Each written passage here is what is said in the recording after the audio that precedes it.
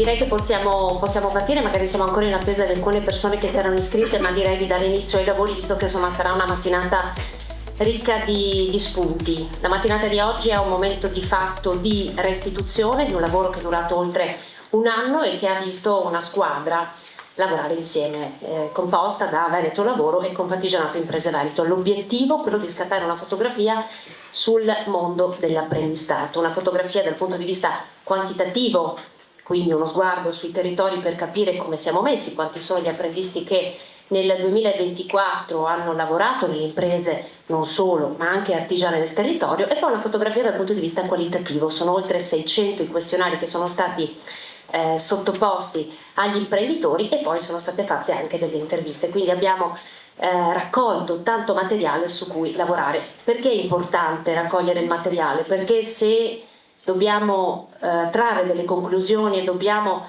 agire per poter anche mettere la nostra impronta sulla riforma dell'apprendistato, è importante partire dai numeri e capire quanto l'apprendistato incide sul nostro territorio anche dal punto di vista non solo quantitativo ma anche qualitativo. L'apprendistato, sapete, essere uno strumento fondamentale in questo territorio, nel territorio veneto, è una delle poche forme che consente ai ragazzi di apprendere attraverso l'esperienza e quindi di riuscire a acquisire competenze anche trasversali proprio perché inseriti in maniera attiva e fattiva all'interno dell'impresa. Oggi che i ragazzi sono così sfuggenti, che la mobilità è così importante soprattutto per le nuove generazioni, l'apprendistato diventa un momento per mettere a terra le proprie competenze, anche in qualche modo le proprie passioni, capire che cosa si può fare, che cosa si è in grado di fare, imparare davvero un mestiere. Diventa l'apprendistato uno strumento importante, ma dobbiamo interrogarci su che cosa in questa fase si può fare in più per spingere verso una nuova riforma dell'apprendistato. Ci sarà uno sguardo italiano, uno sguardo europeo e ovviamente uno sguardo veneto. Io chiedo intanto al presidente di Confartigianato Imprese Marche Trevigiana, Armando Sartori, di portare i suoi saluti. Oggi giochiamo in casa, siamo in terra trevigiana, la Marca Trevigiana è un territorio insomma che conosce bene l'apprendistato e il suo valore. Prego. Grazie Anna, benvenuti a tutti, benvenuti in questa splendida cornice. Volevamo stupirvi con effetti speciali, questo è l'effetto speciale di uno dei tanti effetti speciali della Marca Gioiosa. Benvenuta l'assessore Mantovan, benvenuto Boschetto, saluto voi due a nome naturalmente di tutti. Mi soffermo proprio due battute, diceva prima Anna, ha toccato il punto dell'importanza dell'apprendistato. Questa appunto che è la Marca Gioiosa, questa era terra del popolo delle partite IVA e di fatto il popolo delle partite IVA è stata l'evoluzione dell'apprendistato, cioè nessuno è nato imparato, gli imprenditori che oggi hanno più o meno la mia età, qualcuno di più e pochi di meno purtroppo, perché hanno tutti i capelli bianchi, quelli che ce li hanno ancora, questo è il risultato. Quindi se c'è questa voglia di apprendere e di cominciare questo percorso appunto che l'apprendistato dà per arrivare, per imparare e per entrare a pieno diritto nel mondo del lavoro, c'è poi anche la possibilità che ci sia uno sviluppo futuro e quindi l'apprendista di oggi diventi l'imprenditore del domani. I temi verranno sicuramente sviscerati in questa mattinata, mi soffermo solo per attirare la vostra attenzione e fare una preghiera. Spero che anche in quest'area venga ancor più sviluppato il concetto dell'apprendistato duale, quindi che questo contratto tra formazione e lavoro diventi un contratto tra scuola, formazione e lavoro. Guardate che è importante, ci sono aree dell'Europa un pochettino più avanti di noi, io credo che questo sia il punto vero su cui noi dobbiamo, verso cui noi dobbiamo andare. Scusatemi. Buon lavoro a tutti, grazie. Grazie Presidente, grazie Armando Sartori. Io ringrazio anche l'assessore Mantovano per averci raggiunto, assessore formazione, istruzione e lavoro della Regione del Veneto. Sapete che la formazione è di competenza, è una delle competenze delle regioni, e alla Regione chiediamo uno sguardo sull'apprendistato. Prego.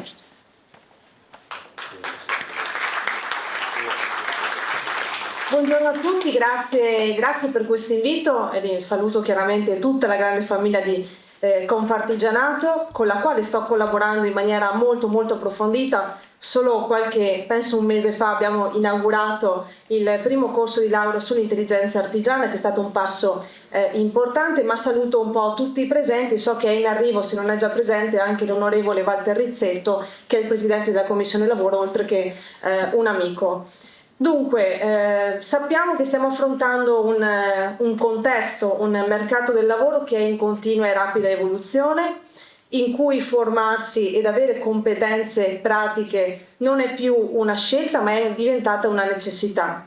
È diventata una necessità sia per garantire che le nostre imprese possano continuare a rimanere competitive e strategiche a livello nazionale ed internazionale, ma soprattutto per riuscire a fare ed incontrare quelle che sono le esigenze del mondo produttivo con le esigenze di chi invece cerca occupazione. In un contesto come quello artigiano, dove il sapere e il saper fare, come si suol dire, l'intelligenza delle mani diventa centrale, io penso che uno strumento come quello dell'apprendistato sia fondamentale. E quindi, a distanza di qualche anno da quando sono state emanate le linee guida a livello nazionale, occorre interrogarsi sull'efficacia di questo strumento, oppure se la base e quindi questo importante anche momento di confronto e di concertazione possono essere di impulso per migliorare o comunque rendere ancora più efficace questo strumento. Noi come Regione del Veneto ci crediamo fortemente, abbiamo investito diverse risorse negli anni, solo l'ultimo bando ha visto impiegato ben 5 milioni di euro, puntiamo a formare 50.000 ragazzi e oggi, a poco più di 2 anni, possiamo dire di aver raggiunto circa il 70% dell'obiettivo, perché siamo arrivati a 30.000 ragazzi apprendisti. Dal 2022 abbiamo poi, anche grazie al vostro contributo, cambiato approccio. Abbiamo voluto dare la priorità a quei giovani apprendisti con un background scolastico più fragile rispetto agli altri, questo anche in virtù delle scelte, delle risorse che sono state razionalizzate negli anni, e quindi ci siamo dati un criterio per... Saluto innanzitutto l'onorevole Walter Rizzetto, lo salutiamo con un applauso. Grazie. E quindi credo che questi importanti momenti di riflessione siano fondamentali a voi chiaramente come associazione di categoria, ma soprattutto a noi che siamo organi politici e amministrativi che siamo chiamati a dare degli atti di indirizzo. E quindi io penso che questo contributo, il contributo che daremo tutti insieme anche oggi, sarà fondamentale per continuare a far sì che l'apprendistato sia uno strumento efficace, strategico, in cui il saper fare e quindi anche l'identità e la qualità artigiana possano essere trasmessi in maniera concreta ed efficace alle nuove generazioni, e perché possiamo in qualche modo dare risposte sempre più puntuali e più specifiche ad un settore produttivo che sta attraversando un momento non sicuramente facile, ma che grazie alla resilienza dei nostri artigiani saprà sicuramente dare ancora molte soddisfazioni. Quindi grazie a tutti per questo importante momento di confronto, vi auguro buon lavoro e come Regione del Veneto rimango a disposizione, portando anche il sostegno e l'apprezzamento per questa mattinata di confronto anche del Presidente Luca Zaia e dell'intera amministrazione regionale. Grazie a tutti. Grazie all'assessore Valeria Mantovano. La Regione è un anello fondamentale di questo processo che ci porterà verso la riforma dell'apprendistato. Ora lo sguardo sull'Italia, l'apprendistato in Italia, grazie all'intervento di Sandra D'Agostino, prima ricercatrice e componente dell'Istituto Nazionale per l'Analisi delle Politiche Pubbliche. Ringrazio Sandra per essere qui con noi. Lo sguardo è sull'Italia. Voi sapete che noi abbiamo a livello normativo il testo unico del 2011 sull'apprendistato, la raccomandazione europea del 2018, ma poi c'è stata un'interrogazione parlamentare a cui si è risposto proprio per dare una definizione e iniziare a disegnare i contorni della riforma dell'apprendistato, che è una riforma che sapete essere molto attesa. Allora partiamo da questo sguardo sull'apprendistato nel nostro Paese. Grazie. Buongiorno a tutti, come diceva la nostra coordinatrice dei lavori, sono Sandra D'Agostino, ricercatrice dell'INAP, che è l'Istituto Nazionale per l'Analisi delle Politiche Pubbliche, che è l'istituto di ricerca del Ministero del Lavoro che ormai da oltre 20 anni ha fra i suoi compiti specifici quelli di far seguire l'evoluzione dell'apprendistato, studiare il fenomeno, studiare i cambiamenti. Per diciamo, mandato istituzionale siamo anche quelli che annualmente insieme ad INPS elaborano un rapporto nazionale. I nostri dati, che come sapete sono la sintesi di quello che ci arriva dalle varie regioni, non riescono ad essere aggiornati come tanto quanto Veneto Lavoro, che vi darà uno sguardo molto più avanzato del mio, però hanno se non altro un raggio di visione che è appunto nazionale e non solo locale. E quindi vi presento quelli che sono i dati che sono contenuti nell'ultimo rapporto, che si ferma all'anno 2022, il prossimo è in lavorazione, dovrebbe uscire entro fine anno, e che evidenziano una crescita del contratto di apprendistato con un aumento nel 2022 che è del 4,5 rispetto al 2021. Visti oggi questi dati possono apparire un po' datati, sono andata a guardare se sono disponibili dati più avanzati, sempre come dati nazionali. L'osservatorio INPS ha già pubblicato un dato provvisorio per il 2023 che segnala un ulteriore aumento dell'apprendistato. Ci sono invece rispetto al 2024 solo dati di flusso, ovvero relativi a avviamenti e cessazione. E questi dati di flusso per il 2024, ripeto sempre a livello nazionale e dati provvisori, segnalano una contrazione che riguarda soprattutto gli ultimi 2 trimestri del 2024 a livello nazionale, che è accompagnata da un aumento delle trasformazioni a tempo indeterminato. Sono fenomeni che letti insieme sono una spia di quello che ci attendiamo come dato definitivo, ovvero nel 2024 potrebbe essere iniziata una fase di inversione del trend di crescita dell'apprendistato. Tipologie, questo è un dato stranoto, lo sapete tutti bene, noi ne abbiamo 3 in Italia di tipologie primo e terzo livello che hanno in realtà nomi ben più altisonanti e lunghi soprattutto, sono quelli che vengono anche chiamati apprendistati formativi o duali perché consentono di acquisire un titolo di studio.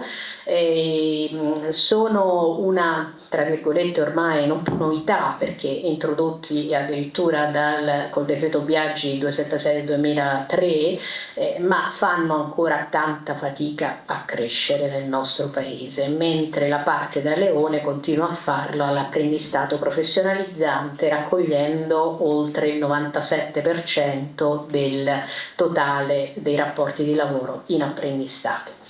Le novità dell'ultimo anno, che per me significa sempre 2022, sono ovviamente la crescita intanto dell'apprendistato di primo livello, cioè quello dedicato ai ragazzi più giovani, finalizzato al conseguimento di una qualifica della IFP triennale o quadriennale o di un diploma di scuola secondaria superiore, che grazie anche alla spinta del grande progetto che è finanziato dal PNRR riesce finalmente a invertire un trend di diminuzione che ormai era di lunga data, e quindi c'è una leggera ripresa, la vediamo meglio in questo grafico.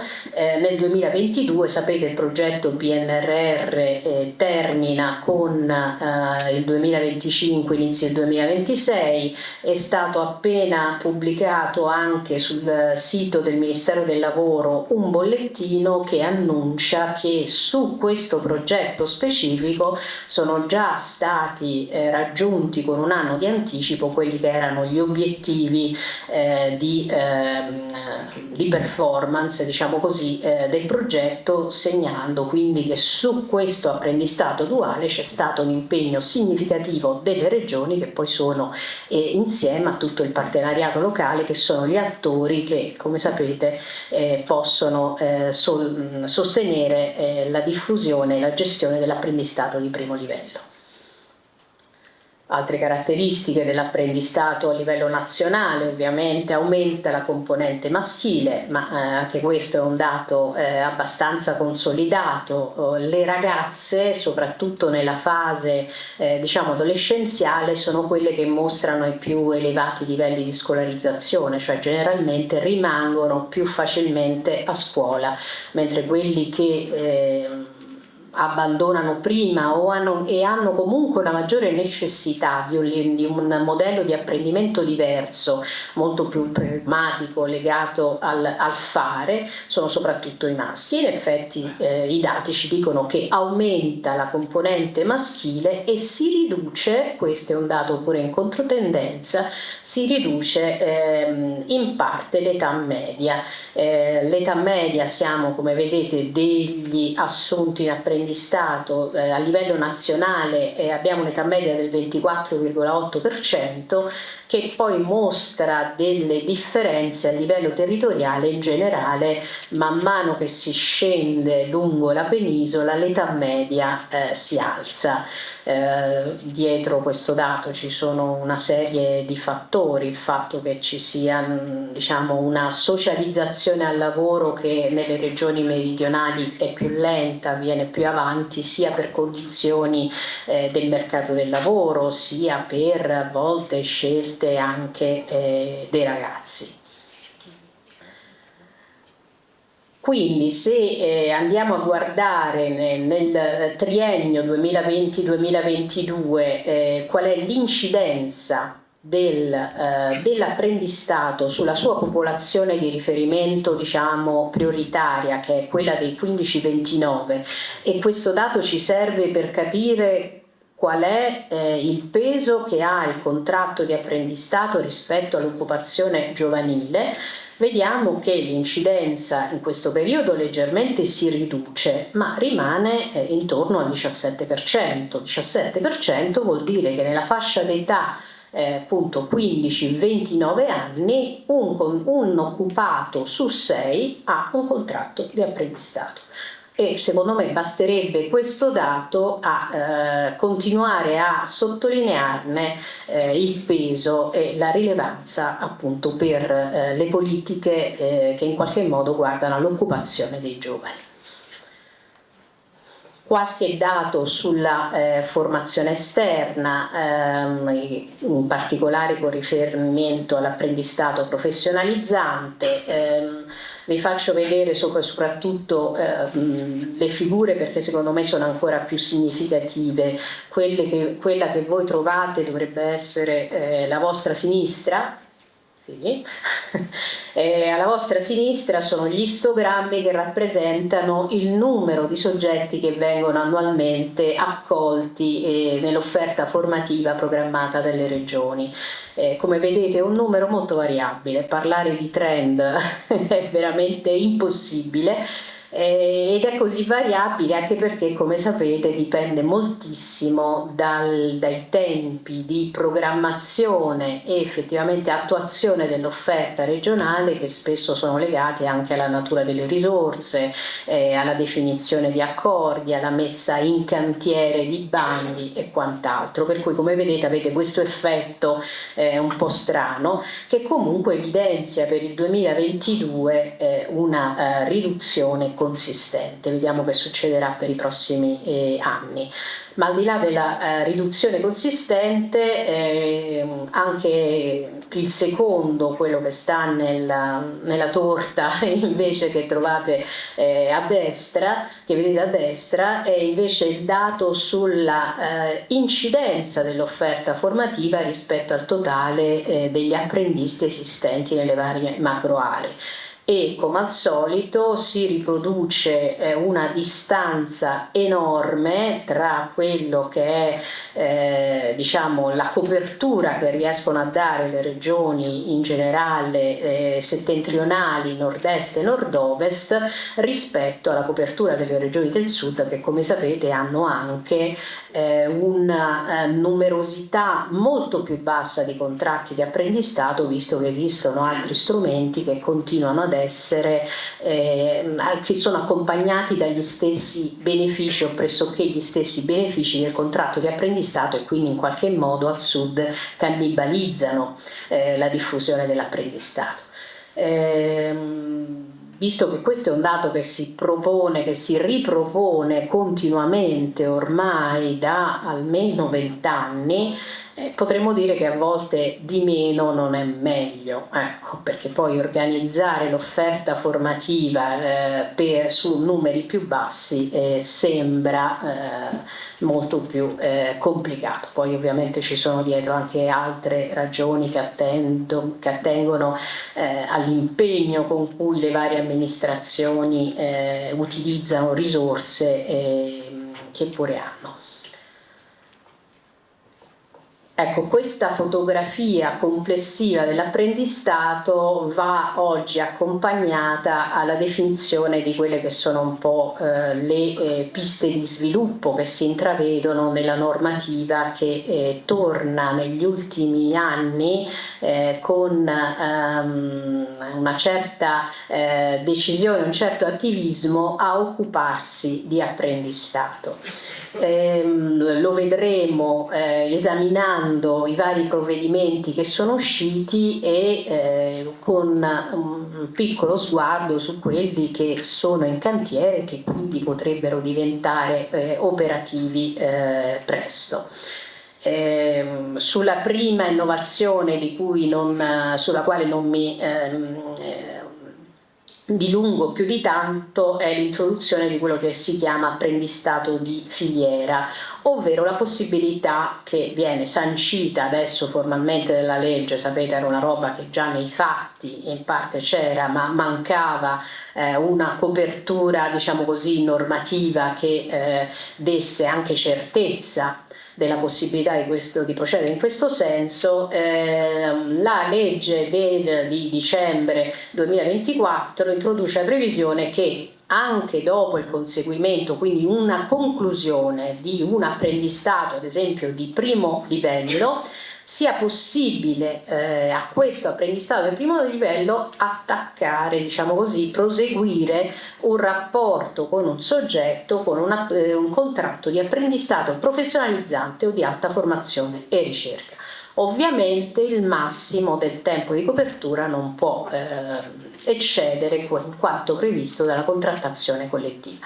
Quindi sostanzialmente è possibile, la legge sancisce che è possibile fare in sequenza più contratti di apprendistato di diversa tipologia. Altra storia è quella della estensione dell'apprendistato al settore pubblico, che forse è meno rilevante per la platea che ci segue oggi, ma che insomma ha degli aspetti che per un ricercatore sono molto interessanti, visto che combinare le caratteristiche intrinseche dell'apprendistato, che come sappiamo è un contratto a tempo indeterminato, con le norme che regolano l'accesso al lavoro pubblico e che prevedono, sono norme di rilevanza costituzionale, che prevedono l'accesso tramite concorso, insomma è una bella sfida. E da questa sfida è nato un apprendistato di lavoro a tempo determinato, che ovviamente incontra varie criticità, tant'è che la diffusione di questo apprendistato nel settore pubblico è ancora molto limitata. Da ultimo il cosiddetto, scusate, devo bere, decreto reclutamento ancora ha aperto la possibilità anche agli enti locali territoriali, quindi comuni e altri, di utilizzare l'apprendistato concedendo anche margini più ampi per le assunzioni, vedremo se questa può essere un'ulteriore leva che spinge per la diffusione. Ma a mio modo di vedere la pista di sviluppo più rilevante, che guarda caso trova poi conferma in quello che circola sulle bozze di riforma dell'apprendistato, è l'estensione alla popolazione adulta. Questa è una tendenza che intanto ha sicuramente una matrice internazionale.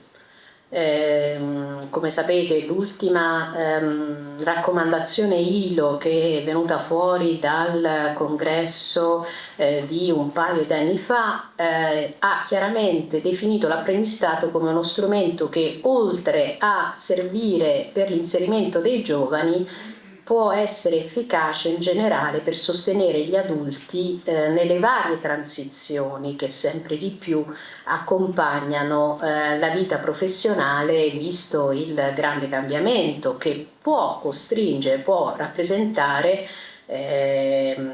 può far emergere la necessità di riqualificarsi, cambiare settore, cambiare azienda, e quindi mette anche persone più adulte di fronte alla necessità di acquisire nuove competenze per esercitare nuove professioni.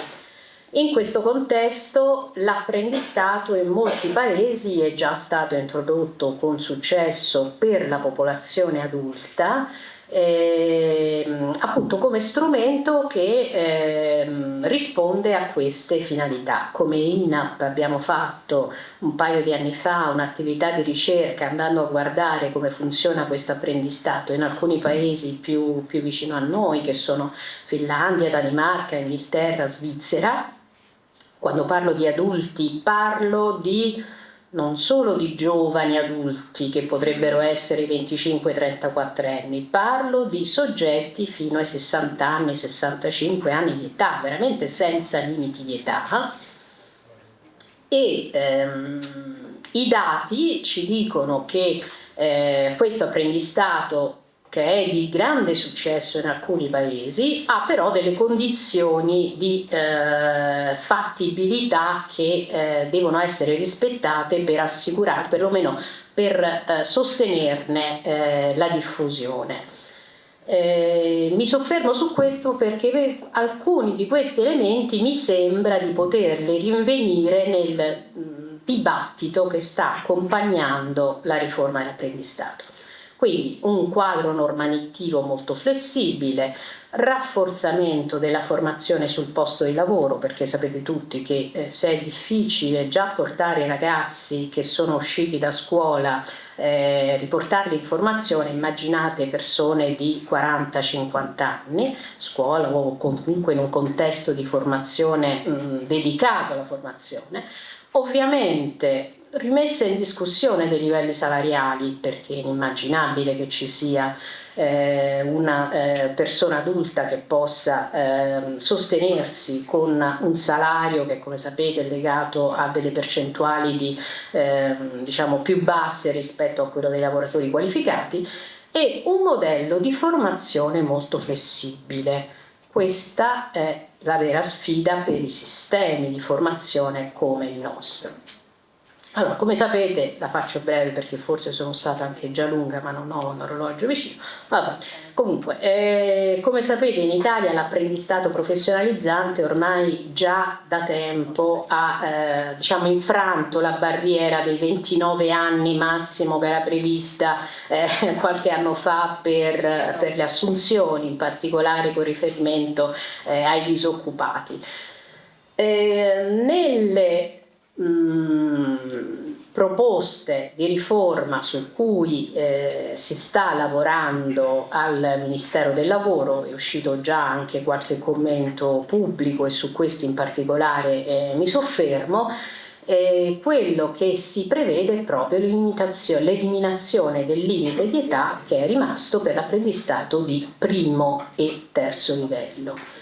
Un ampliamento delle finalità, cioè non solo e non più titoli di studio che potremmo dire completi, ovvero il diploma di scuola secondaria superiore, mi riferisco a quello che forse abbiamo tutti più in mente, tutto, ma la possibilità di acquisire tramite l'apprendistato anche delle microqualificazioni. Credo che qui in platea molti siano esperti di formazione, sappiano già cosa mi riferisco. Mi riferisco alla possibilità di certificare anche solo, quindi di acquisire alla fine di un pezzo, scusate se lo chiamo così impropriamente, di apprendistato, delle competenze che poi alla fine di varie esperienze di apprendistato possono andare a costituire il totale di quanto è necessario per acquisire per esempio una qualificazione professionale triennale completa, un diploma completo o altri titoli di studio. E poi altre novità che vengono introdotte, come la possibilità di attivare apprendistati in regime di datorialità.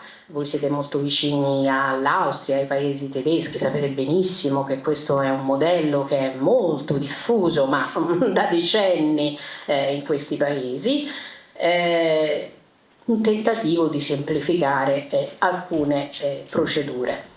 Ovviamente vado a concludere, questa è l'ultima slide, un elemento che già ha evidenziato è quello che questa discussione si stia facendo in maniera un po' troppo nelle stanze chiuse fra Ministero del Lavoro e tecnici regionali, prefigurando uno spostamento dell'apprendistato da un alveo che è più proprio della contrattazione collettiva e a un alveo che invece è più tecnico. Però insomma diciamo che le novità più significative introdotte riguardano il primo e il terzo livello, che come sapete hanno una natura che è leggermente diversa da quello dell'apprendistato professionalizzante. Ecco, qui mi fermo perché oltre, secondo me non è il caso di andare nell'analisi di questa che rimane una bozza di lavoro, tra l'altro era stata anche preannunciata dal Ministro Calderone in una interrogazione parlamentare. Ecco, queste sono le novità, quindi non più solo un apprendistato duale e rivolto ai giovani. In questo senso, a chiusura, mi sento di accogliere molto l'invito che faceva Presidente di Confartigianato all'inizio, perché è chiaro che stiamo andando verso una fase di riduzione significativa delle leve, soprattutto giovanili, e bisogna forse giocare d'anticipo nell'indirizzare i giovani a alcune professioni, alcuni ambiti, alcuni lavori. Però ecco, bisogna anche già cominciare a proiettarsi in un mondo dove l'apprendistato cambia anche i suoi confini, rivolgendosi anche a soggetti più adulti. Grazie. Grazie alla dottoressa D'Agostino, chiarissima. Dunque c'è nel quadro, no, della riforma questo superamento dei limiti d'età che porta con sé l'apprendistato. Andiamo avanti, lo sguardo ora è quello europeo. Abbiamo in collegamento Beatrice Bioncati Rinaldi, funzionaria della commissione che si occupa di occupazione, affari sociali, competenze, mobilità e lavoro per il Centro Europeo per lo Sviluppo della Formazione Professionale. Con lei uno sguardo sull'Alleanza Europea per l'Apprendistato. L'abbiamo in collegamento, quindi attendiamo un attimo di predisporre. Buongiorno, grazie mille. Io intanto posso ringraziare per questo gentile invito il Presidente Sartori, tutta Confartigianato e la dottoressa Zanella e le sue colleghe che hanno supportato per la coordinazione e l'organizzazione dell'evento ad un tema che mi è particolarmente caro. L'assessore Mantovani, l'onorevole Rizzetto, e i relatori e tutti i partecipanti. Purtroppo non vi vedo, non posso essere lì con voi, mi dispiace, ma effettivamente abbiamo tante limitazioni con i viaggi e quindi sono comunque contenta di poter intervenire online. Confermatemi se... Ah, benissimo, vedo il pubblico. Buongiorno a tutti. Si vedono le slide? Sì, quindi mi presento, sono Beatrice Biolcati Rinaldi, funzionaria della Commissione Europea da 16 anni ormai, attualmente lavoro alla Direzione per l'impiego e l'inclusione sociale e sono responsabile della gestione dell'Alleanza Europea per gli Apprendistati e di politiche giovanili in ambito VET, quindi formazione professionale. Io sono della provincia di Ferrara, quindi non sono molto lontano da voi. Ecco, sono a Bruxelles da tanti anni e in questo momento vi posso confermare che con la nuova commissione von der Leyen ci sono delle priorità politiche, come già toccato anche dalla relatrice prima di me. C'è un momentum politico proprio sulla formazione professionale a cui viene dato un ruolo di primo piano come strumento per accrescere le competenze necessarie per favorire appunto la domanda e l'offerta di lavoro e per contribuire alla sfida della competitività. Sappiamo tutti che l'apprendistato è un sistema molto efficace per fare da ponte, diciamo, tra l'istruzione e poi il mondo del lavoro. Ma perché si parla tanto di competenze? Perché c'è effettivamente una crisi delle competenze e quindi da lì le priorità politiche. Ecco, vedete in questo slide l'unione delle competenze, ecco ho una presentazione in inglese, però insomma spero che vada bene, ve la spiego. Come saprete il 5 marzo è stata lanciata un'iniziativa chiave per la Commissione, appunto tra le prime tre, assieme appunto al rapporto sulla competitività di Draghi e al Green Industrial Deal, c'è proprio il centro dell'Unione Europea il tema delle competenze e quindi un'unione delle competenze volta a promuovere proprio lo sviluppo del capitale umano e a migliorare i sistemi di istruzione e formazione in Europa. Questa iniziativa si propone appunto di affrontare le lacune nelle competenze e di rafforzare la competitività dell'Unione Europea, rendendo più facile per le persone utilizzare le loro competenze nei diversi paesi. Come vedete un po' nel grafico, non è solo un fatto di qualificare e riqualificare, ma anche far circolare le competenze. Quindi si tratta proprio della creazione di un mercato unico delle competenze. Quindi come può essere il mercato unico per le merci, per la moneta, in questo caso si parla anche di mercato unico di competenze e anche di attrazione dai paesi terzi, di persone che abbiano le giuste competenze che magari da noi mancano. E l'unione delle competenze, Union of Skills, sottolinea la necessità quindi di una cooperazione più forte tra istruzione, formazione e il mercato del lavoro, in particolare promuovendo i partenariati pubblico-privato. E la vostra esperienza nel coinvolgere gli stakeholders a livello locale può rappresentare veramente un modello prezioso per gli altri attori in Europa. Ora lasciatemi fare una panoramica delle azioni chiave rilevanti per l'apprendistato. Magari provo a spostare un attimo, non so se avete la parte grigia sulla slide, spero di no, comunque ve la spiego, in ogni caso le slide verranno circolate, le mie slide sono aperte a tutti e quindi se avete poi delle domande possiamo vedere sia dopo o eventualmente sentendoci anche per iscritto. Quindi come vedete ci sono dei piani strategici che sono al cuore della nuova iniziativa, quindi dell'unione delle competenze. Parliamo di un piano strategico sulle competenze STEM, quindi digitali, e in particolare per le ragazze, poi ragazze e donne apprendiste in STEM. Quindi il focus, come già detto dalla dottoressa D'Agostino, sarà sicuramente di più sugli adulti, e quindi anche artigiani in riconversione, se penso al vostro caso specifico, o persone che appunto vogliono semplicemente imparare una seconda professione, cambiare lavoro e quindi avranno questa opportunità.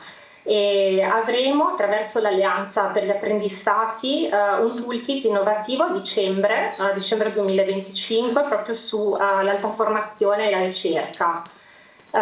quindi apprendistati di alta formazione e ricerca, e quindi il focus adulti e anche in supporto alle persone inattive nel mondo del lavoro. C'è anche un piano d'azione sulle competenze di base, come vedete, i basic skills, e come contributo dell'alleanza l'anno prossimo, quindi 2026, ci sarà un toolkit proprio su queste competenze di base, che includono anche competenze di base digitali negli apprendistati.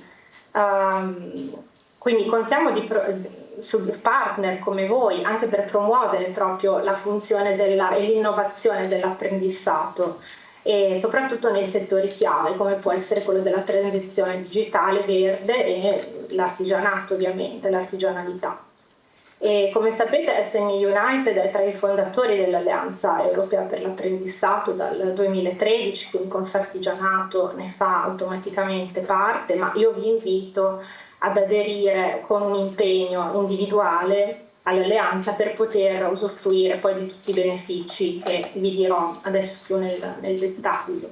E sono sicura che il vostro impegno come autorità locale dimostra quanto l'azione a livello territoriale sia essenziale per il raggiungimento degli obiettivi europei, e quindi questo è proprio il tipo di partnership che noi cerchiamo.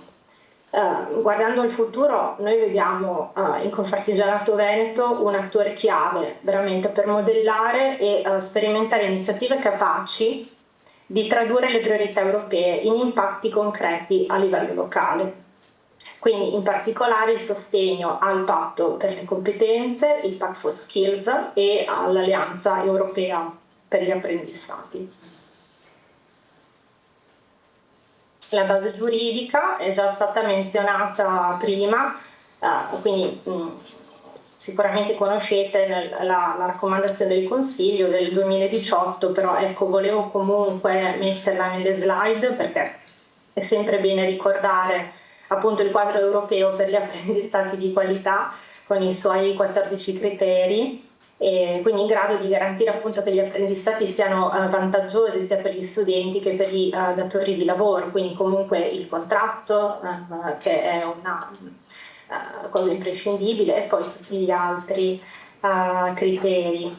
Nel 2021 la Commissione ha esaminato come il quadro sia stato attuato negli Stati membri, e insieme a Cedefop stiamo valutando la possibilità appunto di fare un bilancio dei progressi ottenuti dal 2021, che sarà pubblicato possibilmente nel 2026, l'anno prossimo, da Cedefop, quindi la nostra agenzia europea per la formazione continua. E questi risultati confluiranno poi, sempre nel 2026 ci sarà una nuova strategia proprio per la formazione professionale. Quindi questi progressi saranno consolidati. Quindi vi ho accennato tanto di Alleanza Europea per gli apprendistati, ecco questa adesso andiamo a vederla proprio nel dettaglio. È stata lanciata, appunto, fondata dalle parti sociali nel 2013 insieme alla Commissione Europea, e quindi ha dei pilastri principali. All'epoca è stata fondata principalmente per contrastare la disoccupazione giovanile, adesso, come abbiamo già detto, l'apertura è molto più verso gli adulti, e quindi ha i pilastri di qualità, offerta, immagine dell'apprendistato attraverso l'Europa, e anche appunto di contribuire a promuovere la mobilità degli apprendisti. Questa è una cosa molto interessante che stiamo sviluppando sempre di più.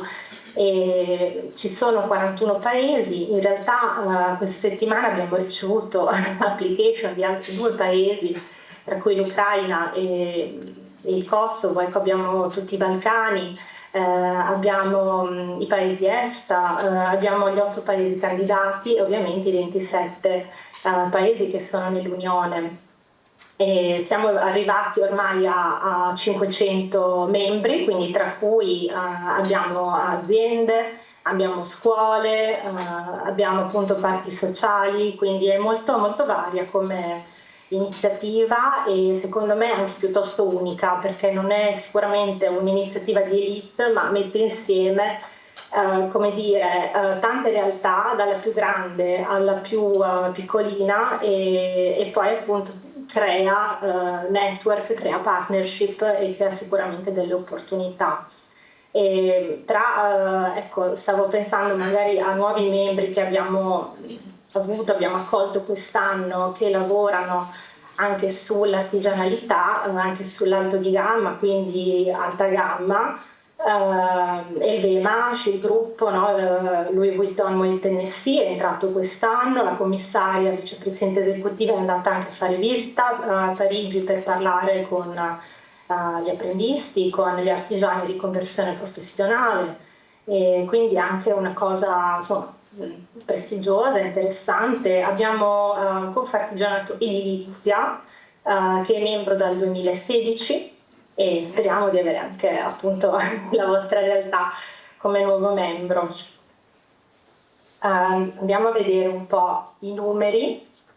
Quindi è un network che veramente serve a promuovere la visibilità, trovare partner, supportare nuove idee, nuove attività e sicuramente anche trovare opportunità di finanziamento. Noi non diamo fondi diretti, però ogni volta che c'è una call Erasmus Plus piuttosto che Fondo Sociale Europeo, informiamo sempre i nostri membri, quindi è un discorso proprio di anche sapere, avere delle notizie di prima mano e poter eventualmente fare un consorzio o aderire per avere dei fondi. Un po' di numeri, ecco, questi sono i nostri numeri impressionanti secondo me, perché è una bella evoluzione per appunto essendo un network così vario dal 2013. Come vedete le prime parti sociali, adesso siamo a oltre 500 membri, ed è veramente un bel numero, devo dire, raggiunto soprattutto in termini di apprendistati, di posti di apprendistato di prima formazione che sorpassano i 3 milioni, e sicuramente un ottimo risultato. Per quanto riguarda le nostre attività nello specifico, potete vedere, ecco, sempre in inglese, però spero che sia abbastanza chiaro per tutti. Quest'anno abbiamo 2 eventi in presenza, quindi saranno principalmente l'evento di alto livello che quest'anno si concentrerà sul Clean Industrial Deal, poi andrò più in profondità a Bruxelles a fine mese. Per ora appunto le partecipazioni in presenza sono chiuse perché ormai siamo sotto data, però è prevista la partecipazione online, quindi vi invito a registrarvi. E in autunno, in ottobre, organizziamo sempre un evento in un paese terzo in collaborazione con la European Training Foundation, che è la nostra agenzia a Torino, appunto per la formazione continua. E ecco, in questo caso sarà quest'anno in Montenegro, nella capitale, il 7 e 8 ottobre. E organizziamo sempre delle webinar, queste sono aperte anche ai non membri, però ovviamente tutti i membri sono invitati, quindi vedete un po' le priorità politiche di quest'anno, quindi veramente la qualità degli apprendistati e le condizioni di lavoro, quindi questo è già stato a supporto proprio della raccomandazione del Consiglio, e poi c'è questo angolo molto sul genere, quindi ecco, stereotipi negli apprendistati. Questo è una priorità politica dell'Unione delle competenze. E abbiamo, come vedete, anche delle schede informative. Ho sentito parlare anche prima appunto di coaching, appunto di poter guidare anche i giovani ragazzi quando decidono di intraprendere un percorso formativo. Quindi abbiamo appunto il primo, come vedete, preparato questa scheda informativa, è già pubblicata, c'è il link sui formatori. E poi appunto a settembre pubblicheremo quello sulle competenze di base, e a fine anno ce ne sarà uno appunto su invece gli apprendistati di alta formazione e ricerca, come il toolkit sugli adulti, quindi questo ve l'avevo già menzionato.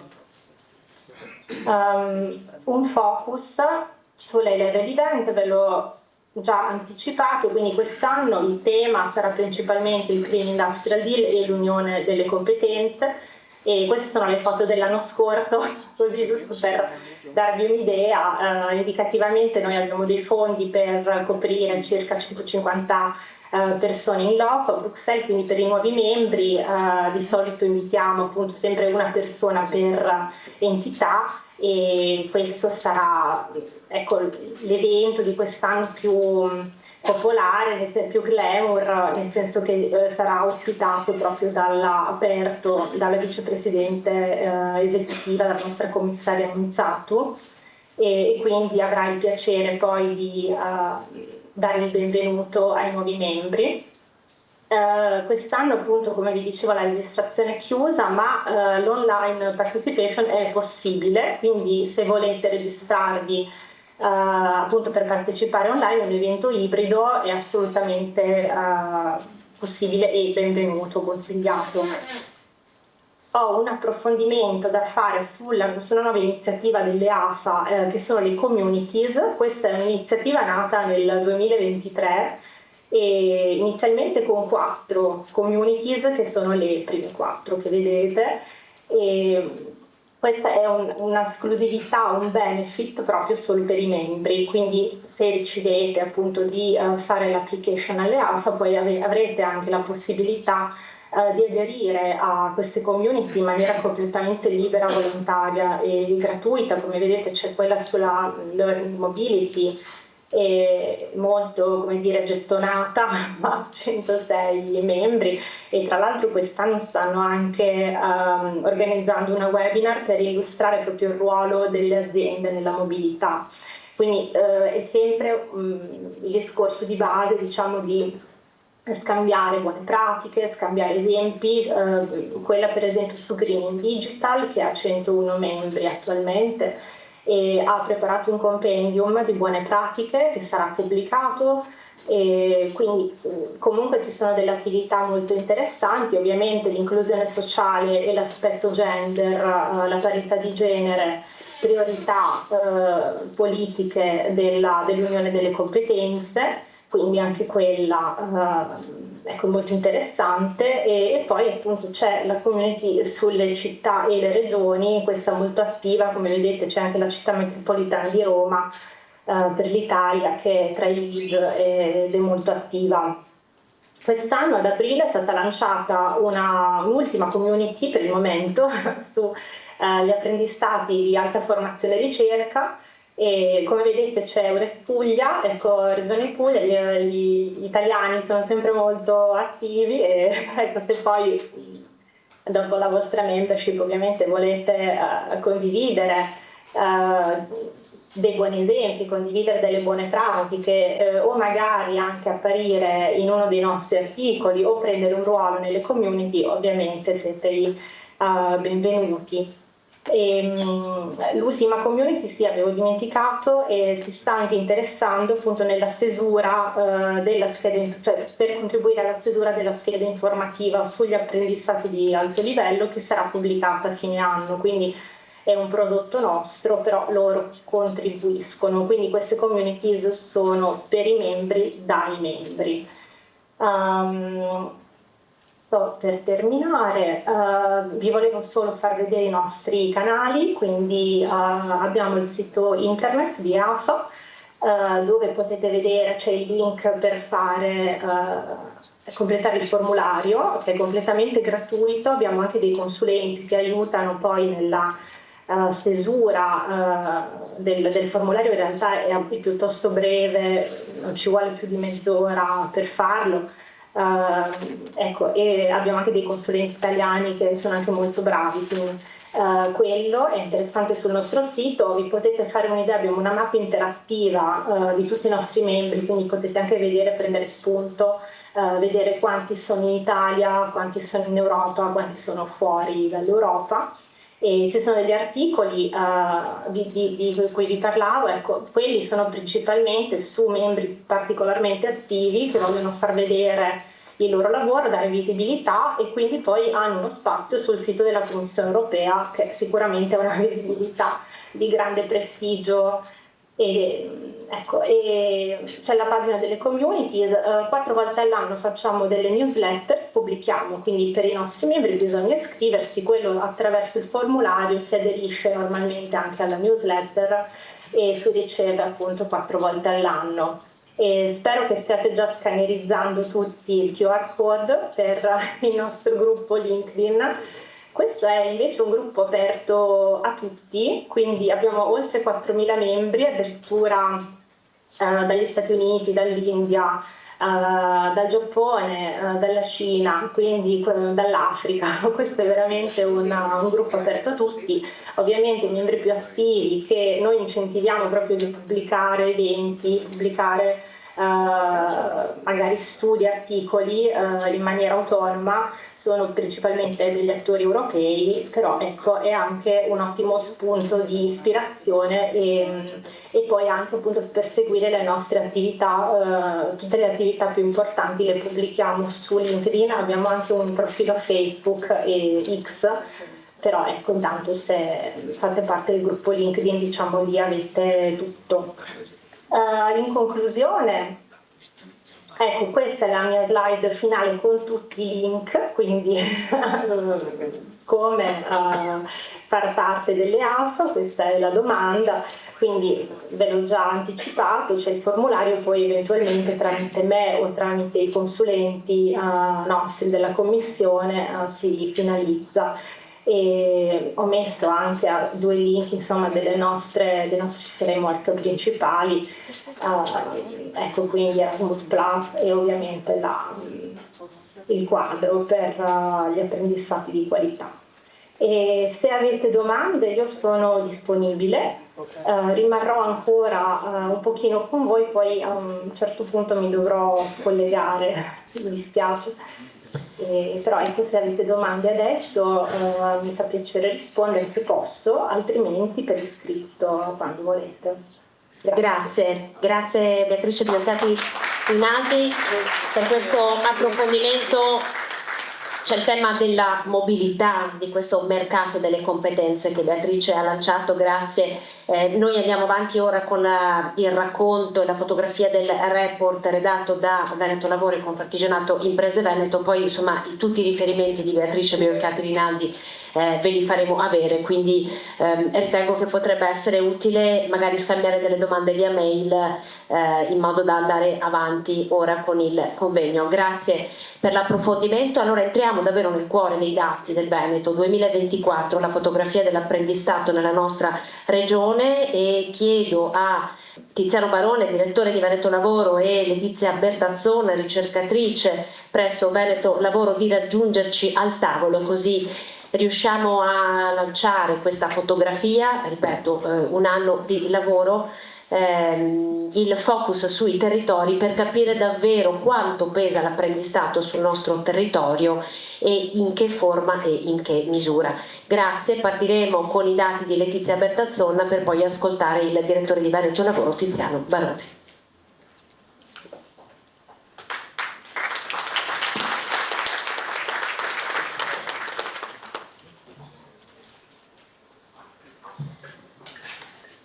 Buongiorno a tutti, parto io con la presentazione, una ricognizione veloce delle principali evidenze che sono emerse da questo elaborato percorso di ricerca che abbiamo condotto insieme, appunto noi dell'Osservatorio di Veneto Lavoro con gli amici e colleghi di Confartigianato Veneto. È stata l'occasione per lavorare insieme ad un articolato percorso di indagine, un percorso che ha messo insieme, diciamo, 2 modalità di fare ricerca molto differenti tra di loro. Una parte che è quella che abbiamo redatto noi dell'osservatorio, basata sui dati, sull'analisi dei dati che abbiamo a disposizione del nostro archivio informativo, e una parte invece legata più all'esperienza, all'applicazione pratica dell'apprendistato presso le aziende artigiane del Veneto. Quindi da un lato i dati, il quadro analitico che ci permette di avere una base solida su cui ancorare le riflessioni e l'analisi analisi sulle dinamiche dell'apprendistato nella nostra regione, dall'altro lato invece le testimonianze di chi l'apprendistato in qualche modo lo vive e concretamente si tratta ad operare con lavoratori soprattutto giovani assunti, reclutati all'interno della propria realtà aziendale con questa particolare forma occupazionale.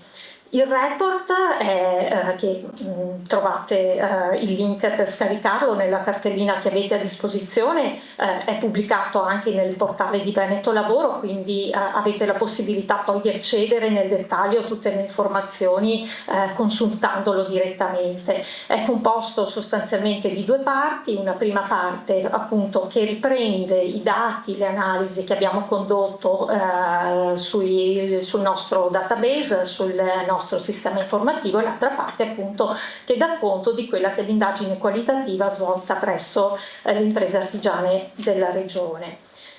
Per quanto riguarda la prima parte, quella analitica di cui io vi racconterò oggi, la seconda parte invece ve la racconteranno successivamente i colleghi di Confartigianato Veneto, aveva l'obiettivo di rispondere sostanzialmente ad alcuni quesiti. Ci siamo chiesti quali sono le dinamiche che hanno contraddistinto questa particolare forma occupazionale nel contesto regionale, quale peso ha rispetto al totale delle assunzioni, al totale dei rapporti di lavoro che sono stati attivati nel corso degli ultimi anni, quali caratteristiche, quali lavoratori ha coinvolto, e infine la sfida diciamo un po' più impegnativa che abbiamo affrontato è stata quella di provare a ricostruire per due coorti di apprendisti i percorsi occupazionali successivi al passaggio appunto per l'esperienza dell'apprendistato. Vediamo nel dettaglio di ripercorrere quelli che sono i principali esiti delle analisi che noi abbiamo fatto. Chiaramente la presentazione che io farò questa mattina non sarà esaustiva, ha l'obiettivo semplicemente di restituire alcuni input, alcune informazioni di sfondo per dare un po' l'idea di quello che sta succedendo nel contesto regionale. Che cosa abbiamo osservato per quanto riguarda il trend, le dinamiche di utilizzo di questo strumento nel mercato del lavoro? I dati ci permettono di osservare sostanzialmente un trend di sostanziale crescita nel periodo che abbiamo preso in considerazione dal 2012 al 2024, fatta salva chiaramente l'eccezione del periodo pandemico che, come per tutte le altre tipologie contrattuali, ha rappresentato un momento di difficoltà e una flessione appunto delle attivazioni contrattuali. Il picco massimo delle attivazioni con un contratto di apprendistato si è registrato proprio nel 2002, nel periodo della ripresa appunto post-pandemica, dove è stato toccato il livello massimo di 11.600 nuove attivazioni contrattuali per un totale di 11.200 lavoratori coinvolti. I numeri differiscono leggermente perché chiaramente un lavoratore nel corso dell'anno di osservazione può essere stato interessato da più di un'assunzione. Nel 2024, l'ultimo anno di osservazione, i rapporti di lavoro in apprendistato che sono stati attivati, tra l'altro qui parliamo, devo fare un passo indietro perché mi è sfuggita una precisazione che dovevo fare. Il report che noi abbiamo fatto considera la dinamica e le informazioni relative alle caratteristiche dell'apprendistato per il totale delle imprese, ma in particolar modo quello che abbiamo cercato di fare è un focus sulle imprese artigiane. Abbiamo quindi raccolto tutta una serie di informazioni comparando quelle che sono le dinamiche di utilizzo dell'apprendistato nelle realtà artigiane della regione rispetto a una media delle attivazioni contrattuali e dei rapporti di lavoro attivati invece per il totale delle imprese. Come abbiamo fatto ad identificare i rapporti di lavoro attivati presso le imprese artigiane? Noi chiaramente non abbiamo a disposizione un'indicazione precisa di quale sia nei nostri database, chiaramente di quali siano o meno le imprese artigiane, ma abbiamo rintracciato questo insieme attraverso una proxy, che è quella del contratto collettivo nazionale che è applicato al rapporto di lavoro che viene in questo caso osservato. Se il rapporto di lavoro applicava appunto un contratto collettivo afferente all'artigianato, abbiamo considerato quel rapporto di lavoro in apprendistato afferente quindi ad un'impresa al mondo e alle imprese artigiane. Chiaramente siamo consapevoli che non è una identificazione precisa che può avere uno strido rispetto alla realtà, però consente comunque di dar conto con una buona, un buon livello di certezza di quelle che sono le dinamiche che hanno caratterizzato l'andamento e le dinamiche occupazionali dell'apprendistato nel mondo artigiano. Per cui le informazioni, i dati di cui vi sto parlando e che vedete in questa slide fanno proprio riferimento al sottoinsieme delle attività, dei rapporti di lavoro in apprendistato attivati presso le imprese artigiane, e con questa presentazione io mi focalizzerò proprio su questo sottoinsieme di imprese a livello regionale.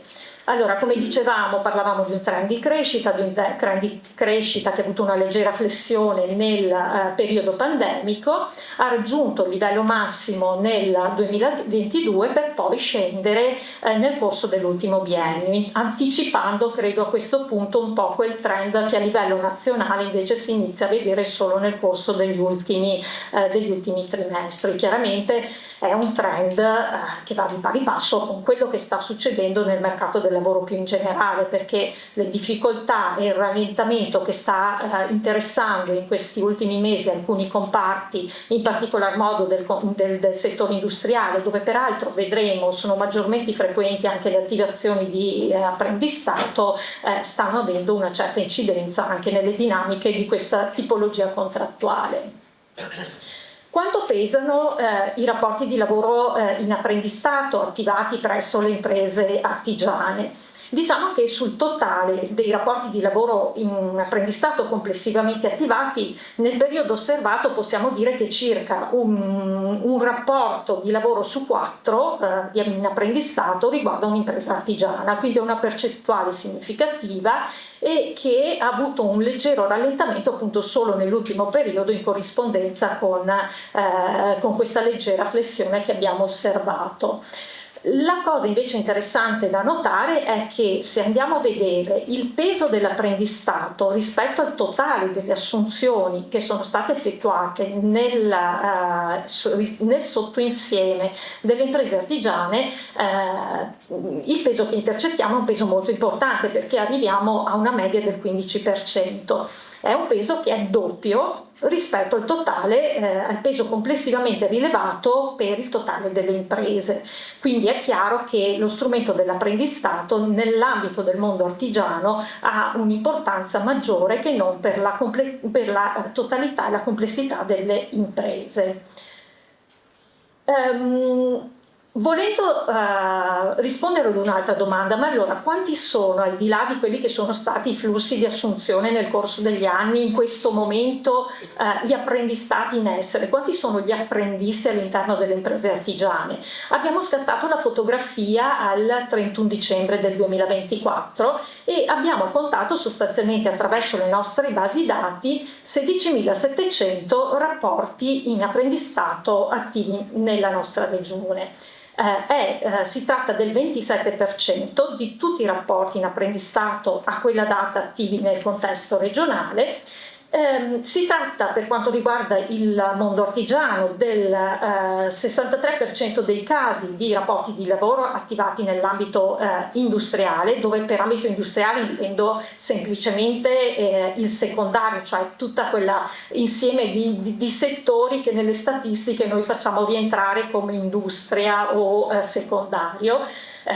Può esserci un bisticcio parlando di artigianato e imprese industriali, che so che da un altro punto di vista possono essere due realtà diverse, però quando parlo di industria intendo secondario in questo caso, mentre in misura minore invece hanno interessato il terziario, concentrandosi in particolar modo nei servizi alla persona, e poi vedremo meglio. Nel caso del secondario, concentrazioni importanti di apprendistato tra le imprese artigiane lo troviamo soprattutto nelle costruzioni, in alcuni ambiti del metalmeccanico, del made in Italy, per esempio nel legnomobilio, nell'alimentare, e invece per quanto riguarda i servizi alla persona, su tutti le attività svolte nell'ambito di quelli che statisticamente vengono fatti rientrare tra le attività degli istituti di bellezza, e nell'ambito sempre statisticamente identificato come riparazioni e noleggi. Questi sono proprio i due ambiti core, diciamo, dove viene fatto un intenso utilizzo appunto del contratto di apprendistato.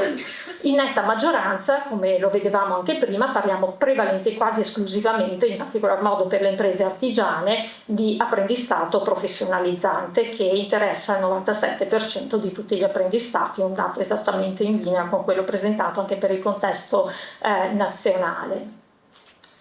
Nelle imprese artigiane le assunzioni in apprendistato professionalizzante non stagionale sono state nel corso del 2024 8.800, anche in questo caso con un evidente calo nel corso nell'ultimo biennio.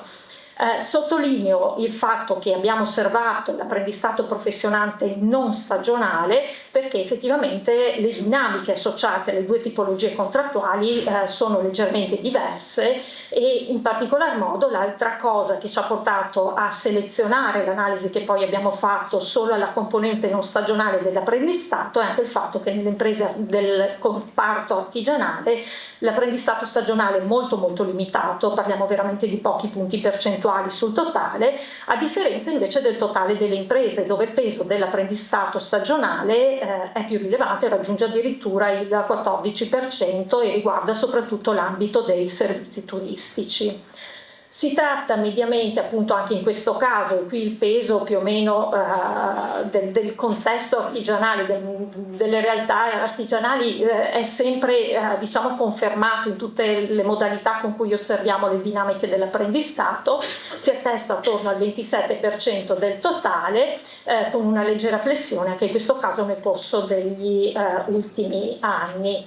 Anche in questo caso abbiamo evidenziato come, guardando appunto la fotografia al 31 dicembre del 2024, gli ambiti in cui si concentrano le attivazioni i rapporti di lavoro attivi in apprendistato sono in particolar modo legati al comparto industriale e secondario, peraltro con una composizione che è esattamente il contrario rispetto a quella rilevata per la media delle imprese, mentre per le imprese artigiane il 63% dei rapporti in apprendistato è nell'industria e il 37% nei servizi, per il totale di imprese è esattamente il contrario, il 63% nel caso del terziario e invece più limitata la quota del comparto industriale. Chiaramente questo dipende anche dalla composizione del sottoinsieme che noi stiamo osservando.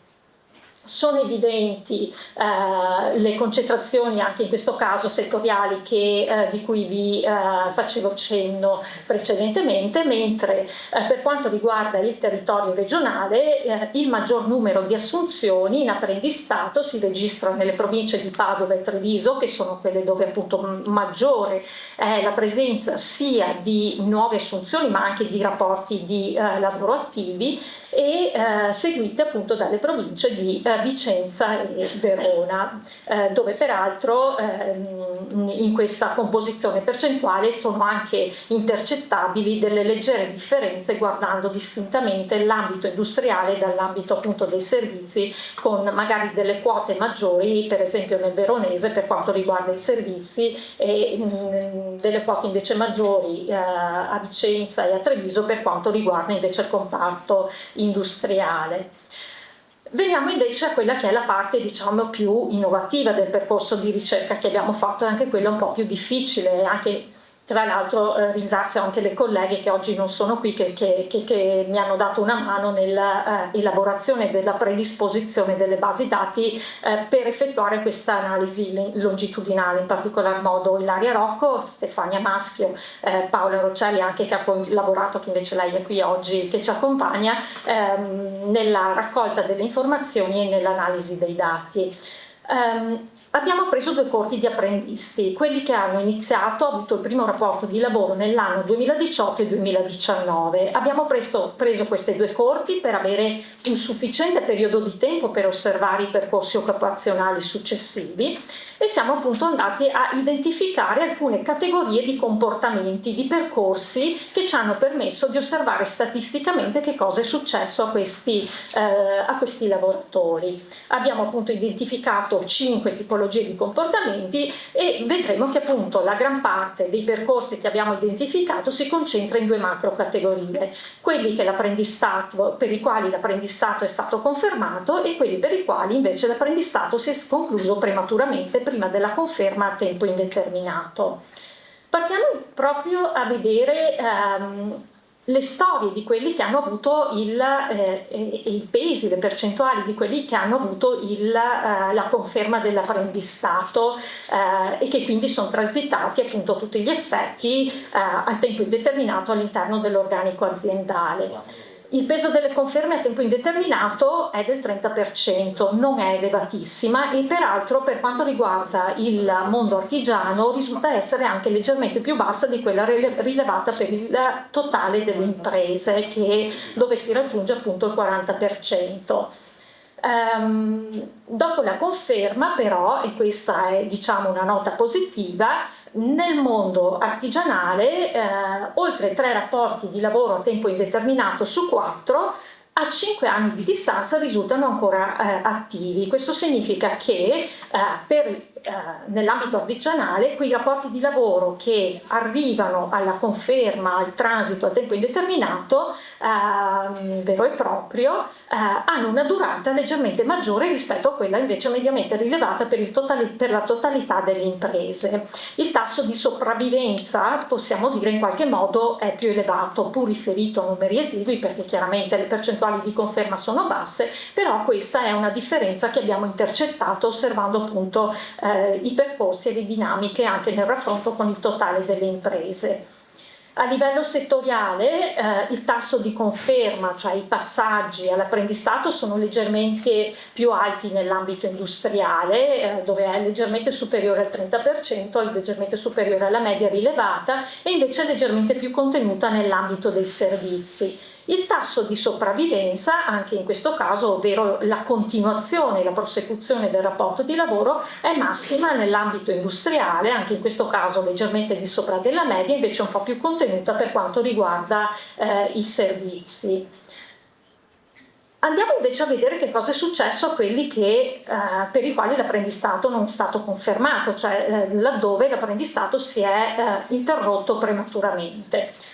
Abbiamo visto il 70% degli apprendistati che sono stati attivati nei 2 anni che abbiamo preso in esame, e in questi casi, e vale sia per le imprese artigiane che per il totale delle imprese, la conclusione dell'apprendistato è avvenuta nella quasi totalità dei casi, la netta maggioranza, con le dimissioni del lavoratore.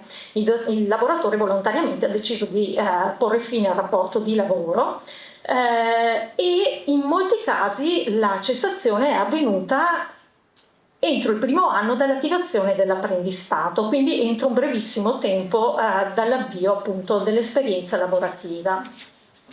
Anche in questo caso la cosa positiva è che oltre l'80% di tutti i lavoratori che hanno cessato anticipatamente il rapporto di lavoro in apprendistato comunque hanno attivato successivamente un nuovo rapporto di lavoro presso un'altra azienda della regione.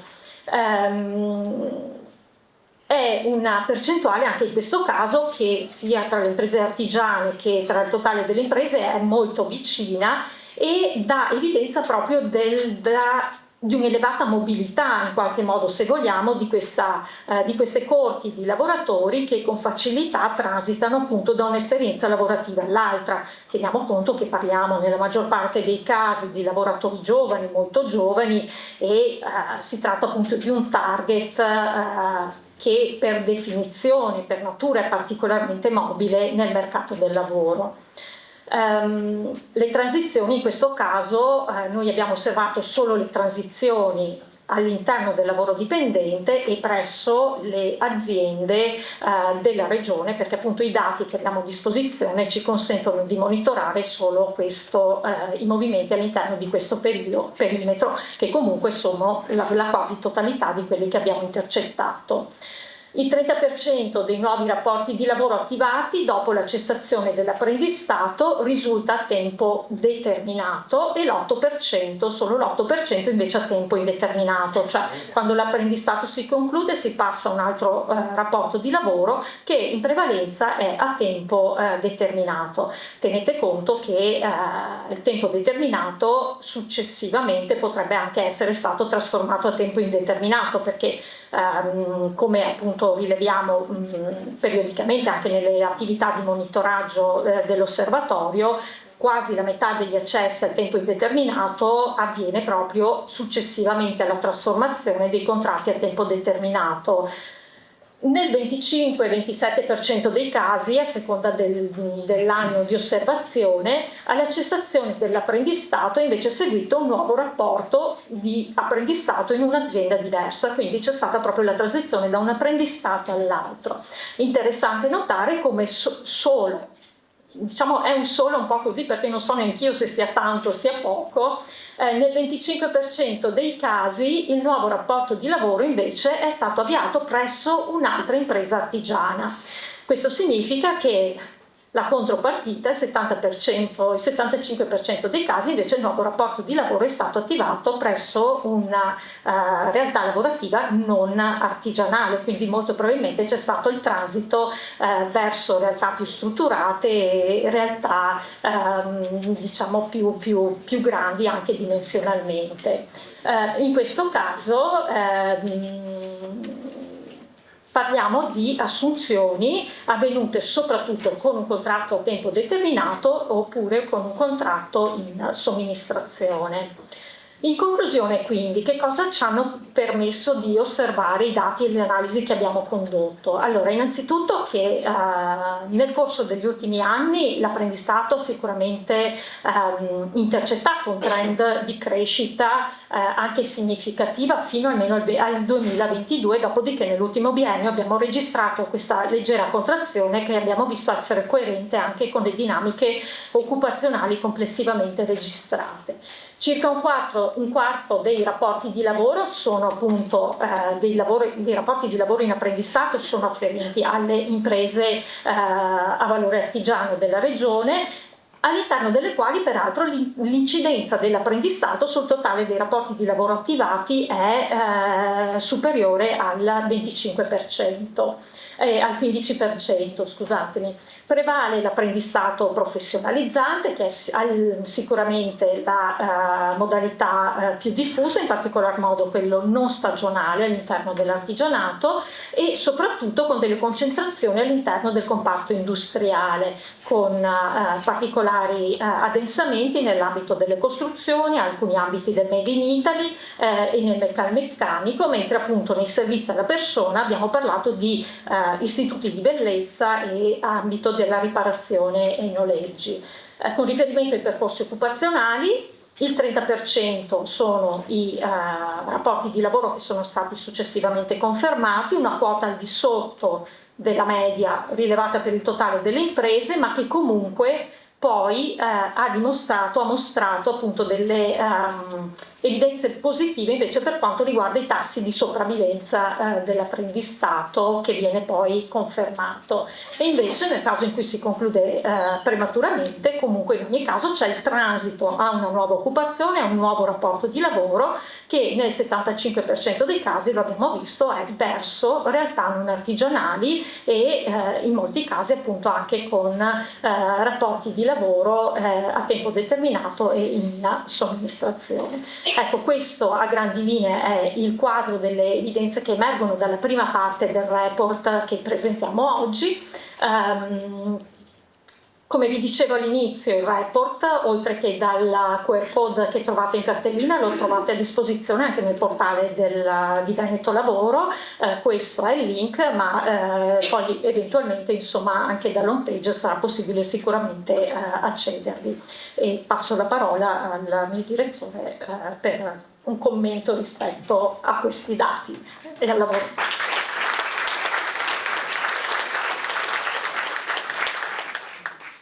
Grazie. Rapidamente proprio un commento volante. La prima osservazione è che tutti i sistemi, penso al sistema dell'istruzione, il sistema del lavoro, il sistema dell'innovazione, richiedono una manutenzione periodica. E quindi anche l'apprendistato lo richiede. Se penso ai sistemi del lavoro dove noi siamo coinvolti come il sistema di Veneto Lavoro con i centri per l'impiego, noi più volte sul tema dell'incontro, del mismatching tra domanda e offerta di lavoro, sottolineiamo sempre che lato impresa è fondamentale una presa di consapevolezza che ci vuole una cura del capitale umano presente e futuro diversa da quella che avevamo precedentemente. Quindi bisogna avere un'attenzione al capitale umano presente e futuro diverso, quindi avere una capacità maggiore di collegamento con i sistemi scolastici della formazione, ma anche della disoccupazione, perché attraverso la disoccupazione possono entrare nelle imprese lavoratori. Quindi un'attenzione particolare alla manutenzione dei sistemi e nel caso nostro noi stiamo lavorando su questo.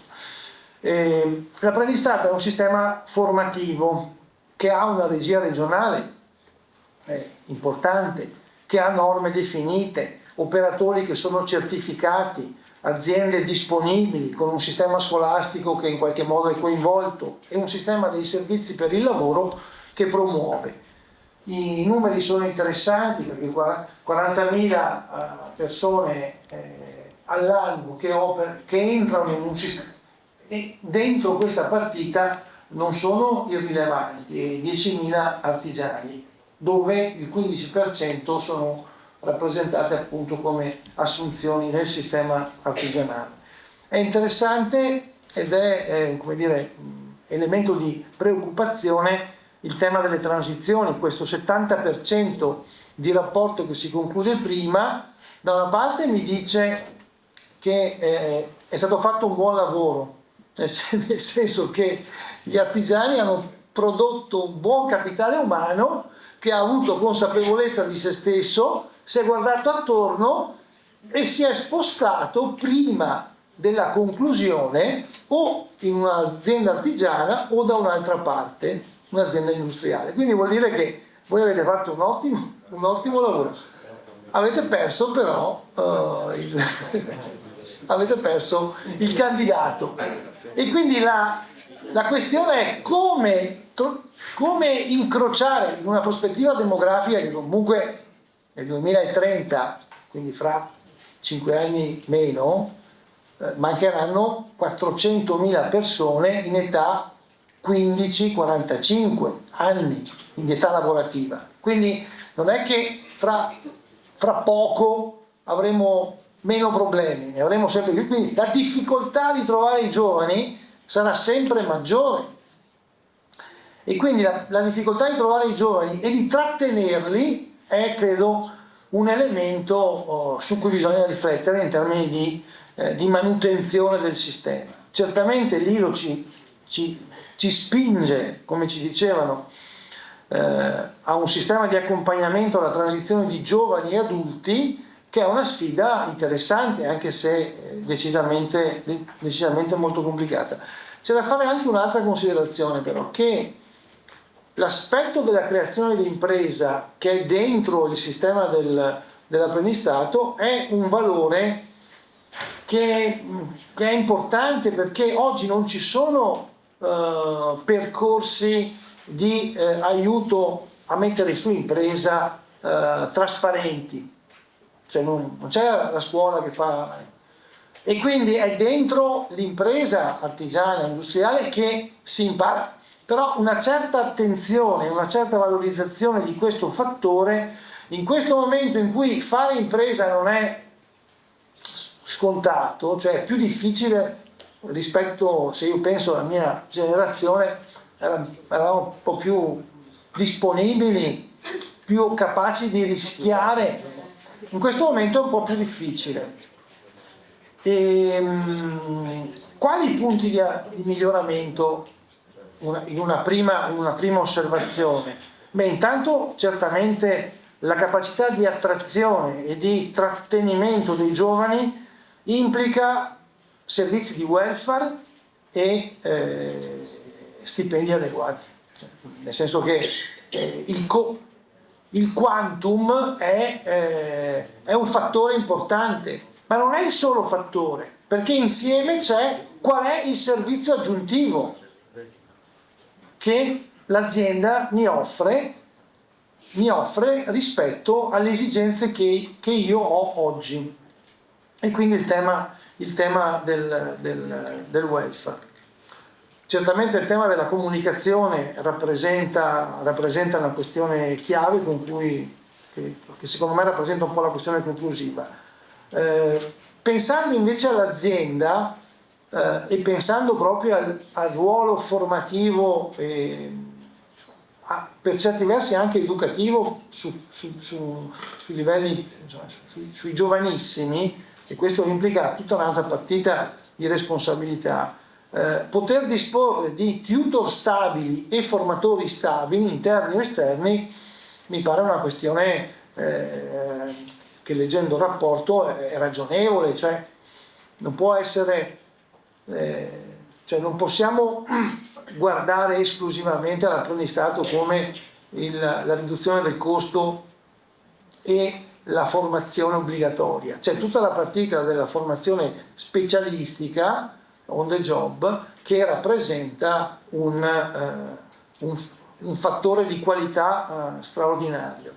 Io credo che la consapevolezza del ruolo formativo e anche educativo dell'impresa sia una questione non banale, perché quando un imprenditore comincia a riflettere su questo, tutta una serie di azioni vengono subito messe in moto, perché comunque una certa attenzione nei confronti delle persone, quello che dicevamo, il capitale umano, e una certa strategia di intervento, compreso appunto anche il welfare, è in qualche modo automatico, perché comunque lo vediamo.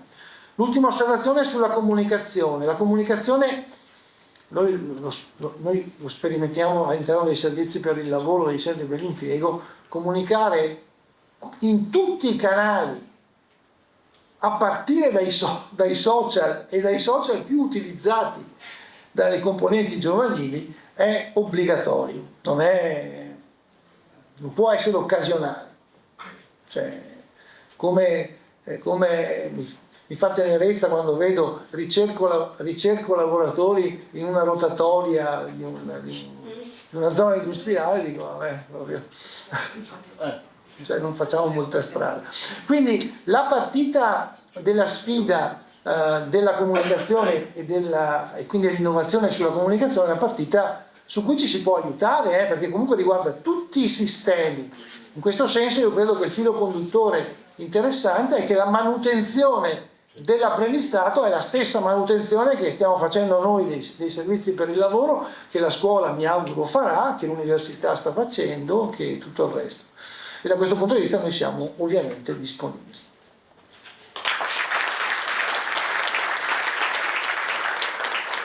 Bene il tuo lavoro, Letizia Bertazzon, Tiziano Barone, grazie davvero per questi dati che ci aiutano a scattare una prima fotografia e a completare in qualche modo il ragionamento che stiamo mettendo a terra in questa mattinata di lavori. Prima di ascoltare Confartigianato Imprese Veneto vi facciamo ascoltare le voci dei protagonisti, perché poi di fatto sono loro che l'apprendistato l'hanno vissuto, l'hanno erogato e l'hanno portato a termine. Quindi vi invito a vedere questo video che abbiamo realizzato con le voci dei protagonisti e poi torneremo alla seconda parte del report.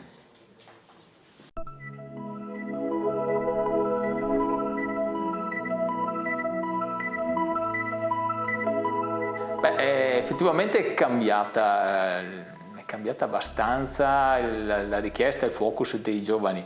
Una volta un giovane chiedeva un lavoro, essenzialmente un lavoro e l'opportunità di poter inserirsi e dimostrare di aver voglia di fare. Adesso sì, chiedono un'opportunità, ma soprattutto chiedono di avere anche del tempo libero, chiedono innanzitutto qual è l'orario di lavoro, chiedono a che ora si finisce la sera, chiedono se il sabato si lavora. Queste sono a livello di colloquio di lavoro una delle prime cose che chiedono. Magari chiedono anche informazioni sulla retribuzione, ma non è un dato prioritario, proprio cercano di capire un po' il welfare aziendale, se c'è anche, non so, la mensa in azienda, c'è la possibilità di fermarsi, quanto dura la pausa pranzo, quindi proprio molto legato all'equilibrio tra la vita personale e la vita lavorativa, se questa attività consente di coniugare le due cose, insomma. Le esigenze delle nuove generazioni sono sicuramente quelle di conciliare il tempo lavorativo col tempo libero, con la propria vita personale e quindi trovare questo modo comporta un cambio anche da parte nostra di imprenditori dell'organizzazione aziendale. Però queste esigenze non sono più proprie di ragazzi giovani. Dopo il Covid io ho notato che anche le generazioni più anziane, chiamiamole così, hanno cominciato a cambiare un po' di mentalità, quindi guardano di più alla qualità di vita, avere il tempo libero assicurato, banalmente devono avere i tempi certi di lavoro, quindi non più come una volta che all'improvviso si improvvisava uno straordinario per finire una lavorazione. Ma la flessibilità noi ce l'abbiamo già da 2010-2011 sia nella gestione dei permessi, nella gestione dei recuperi, tanto vero che anche in passato dal Comitato Imprenditoria Femminile della Camera di Commercio abbiamo avuto anche un riconoscimento, c'è stato dato un'immagine della Camera di Commercio in marmo di Verona, insomma una cosa tipica, appunto perché come piccola azienda avevamo inserito una flessibilità di gestione di orari e di permessi che è tipica, diciamo, delle aziende grandi, ecco. Se sono tante ore magari recuperano in mezz'ora ogni giorno, oppure entro prima, esco dopo, e cose di questo genere. Abbiamo anche varie signore che in base alle esigenze scolastiche dei figli hanno cambiato gli orari e il part-time. Adesso siamo abbastanza fissi con i part-time, abbiamo quelli, ma per anni abbiamo avuto part-time che variavano dalle 3 ore e mezza alle 4, alle 6, a seconda alle elementari esce a mezzogiorno e mezza, quindi devo uscire a mezzogiorno, poi passa alle medie, uscirà all'1. La modernità che porta allo stesso livello di lavoro, e questo ce l'ha solo l'apprendista, perciò idee nuove, idee più moderne e soprattutto tanta voglia di continuare a raggiungere l'obiettivo anche se non ce la fa. Quello che non trovo più nel dipendente dopo un po' di tempo, perché è abituato a fare lo stesso lavoro e lo fa un po' meccanicamente. L'apprendista invece cerca sempre 1000 strade pur di non fare quello che gli hai detto tu, ma raggiunge l'obiettivo. Entrambi hanno fatto alternanza lavoro con noi e poi sono innamorati del sistema lavorativo, nel senso che c'è sempre un lavoro nuovo ogni giorno, c'è sempre un cliente nuovo, non ci sono le stesse facce, ci si muove spesso, insomma è diverso che lavorare in fabbrica, senza nulla togliere ai lavoratori di fabbrica. Ecco. La difficoltà è purtroppo nel reperire ragazzi per motivarli a entrare nel mondo del lavoro, perché tra il mondo della scuola e il mondo del lavoro c'è un po' di qualche passaggio. I ragazzi quando vengono al colloquio molte volte dicono che non hanno la competenza pratica. E la mia domanda è, la teoria la sai bene? Perché la pratica in 5 minuti la impari, la teoria ci vuole qualche anno, insomma, no? E allora quando io faccio qualche domanda teorica invece vedo il buio. E da questo punto di vista qui noto che a livello di percorso scolastico c'è qualche lacuna, nel senso che viene dato un teorema, una spiegazione eccetera, ma senza magari calarlo nella pratica, nella realtà, insomma. Gradirei che ci fosse creato un tavolo dove ci sono imprenditori, insegnanti, presidi, anche il mondo politico, per orientare meglio lo studio e anche la formazione dei ragazzi.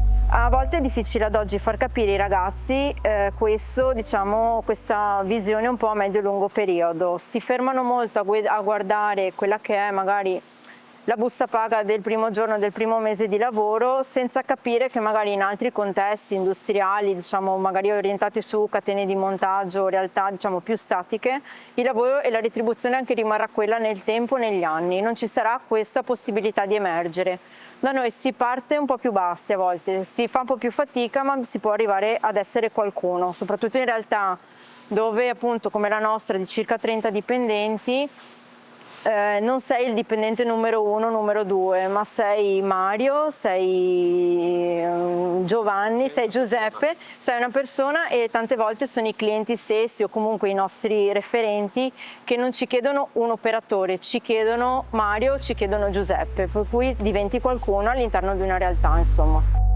È anche un orgoglio, una soddisfazione nostra di dire che nel tempo tanti giovani che poi si sono specializzati lavorando qui da noi, hanno imparato il mestiere e hanno fondato delle loro aziende.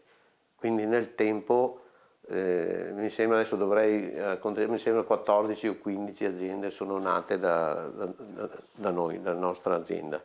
E con questi ragazzi noi siamo sempre stati in buoni rapporti e anzi collaboriamo. E quindi la collaborazione con chi hai lavorato assieme e hai fiducia perché lo conosci e sai come lavorava, è importante per il risultato del cliente, che si deve acquisire. Che in Germania l'artigiano è molto diverso da qua. Lui arriva col ragazzo, che è l'apprendista, e col meister accanto. Il meister non tocca niente, il ragazzo fa tutto. E li addebitano, sia il meister che. Quindi sono due mondi completamente diversi, però insegnano il lavoro. Ecco, questo è il nostro punto debole, che io mi batto molto, è che noi non riusciamo a preparare bene i nostri apprendisti. Perché abbiamo troppa fretta di lavorare, perché quelli che sanno lavorare fanno prima a far loro che insegnare all'apprendista. Questo è un errore enorme. Intanto perdiamo la conoscenza del lavoro di chi sa lavorare, non trasmette le particolarità, proprio le finezze del lavoro dell'artigiano. Sarebbe bello portare avanti che quando uno esce, che va in pensione, tipo io vado in pensione, poter farlo rientrare con dei particolari contratti solo per insegnare all'apprendista, non per lavorare, sono due cose diverse. E sarebbero importantissime perché allora intanto l'apprendista si innamora del lavoro. Adesso è sempre di corsa che poi il ragazzo non riesce neanche a capire cosa succede. Se tu gli metti vicino un pensionato, quello gli insegna con calma, devi insegnargli a raccogliere le fascette quando cadono per terra, che nessuno lo fa più, pulire il posto di lavoro, sono quelle piccolissime cose che non si fanno più e che portano anche a lavorare male alla fine. E si perde la sapienza del lavoro. Beh sì, l'apprendistato abbiamo sempre utilizzato, anche in passato. Certo che se partiamo dal vecchio detto di mio papà, diceva sempre è difficilissimo insegnare un mestiere e soffri tantissimo quando insegni una cosa e poi magari dopo se ne vanno questi ragazzi. Quindi la cosa importante, veramente il risultato è tenersi qua la persona valida, tenersela in azienda dopo che l'hai formata. Ed è una forte responsabilità che io sento e che cerco di soddisfare in tutti i modi è quella di riuscire a trasmettere ai ragazzi di oggi la passione e la consapevolezza che questo lavoro è un lavoro che dà soddisfazione, che ti dà la possibilità di crescere e che non è un lavoro piatto come potrebbe essere all'interno di una fabbrica. È importante che questi ragazzi siano coinvolti all'interno dell'azienda, sono loro il nostro futuro e ce li dobbiamo coccolare perché il nostro settore continui ad andare avanti.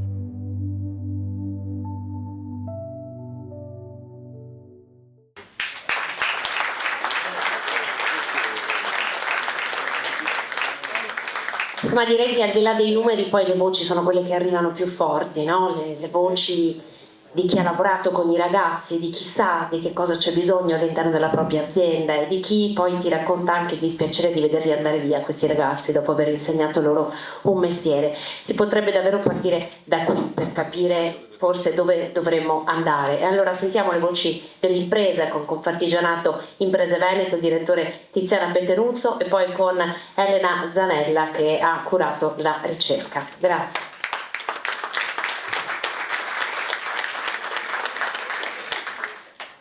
Anche qui abbiamo, lo introduco soltanto, oltre 600 questionari che sono stati presentati, quindi è un anno di lavoro, un lavoro importante, più tutte le interviste.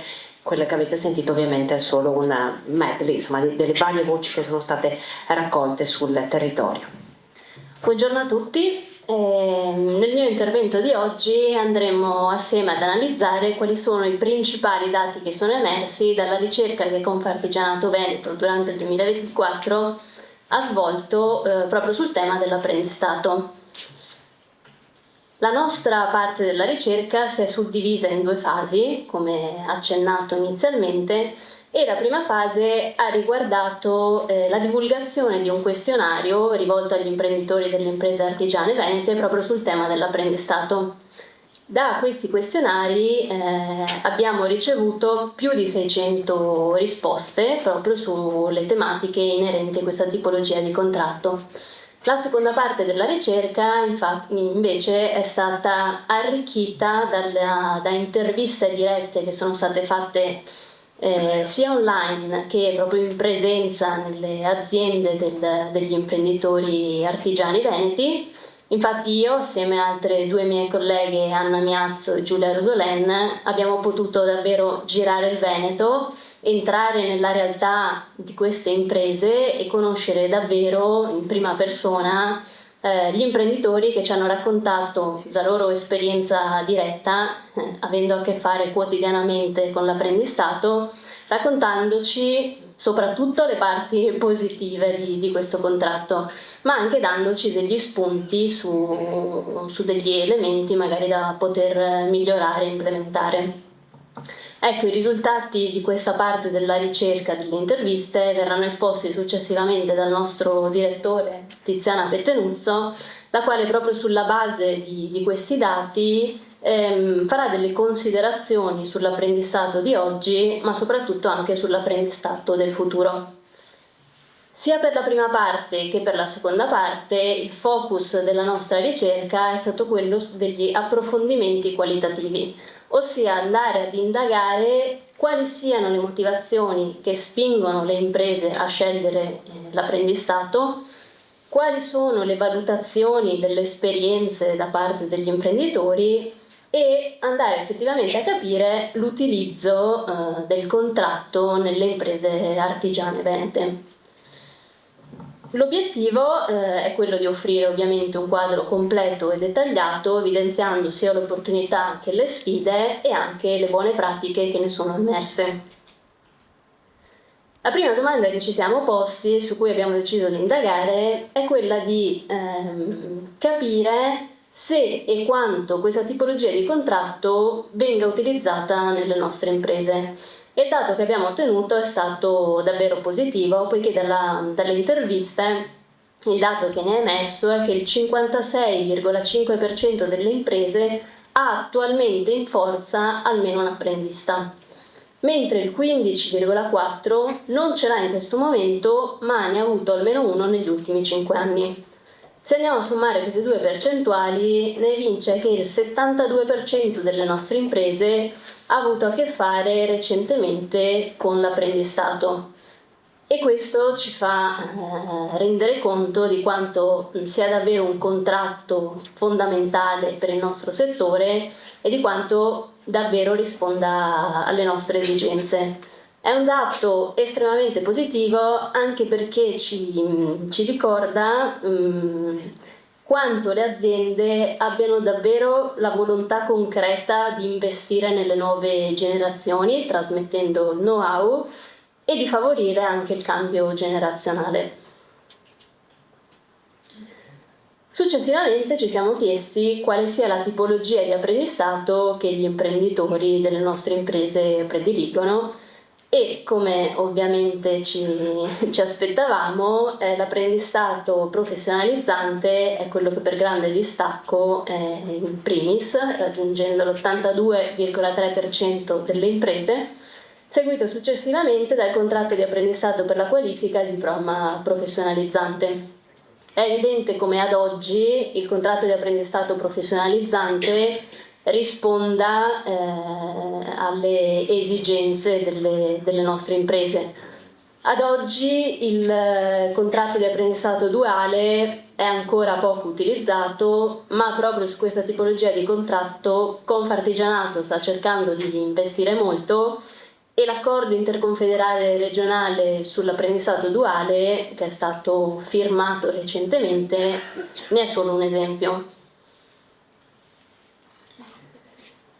L'altra domanda che ci siamo posti è quella di capire, oltre all'apprendistato, quali altre tipologie di contratti le aziende scelgano per assumere i giovani lavoratori.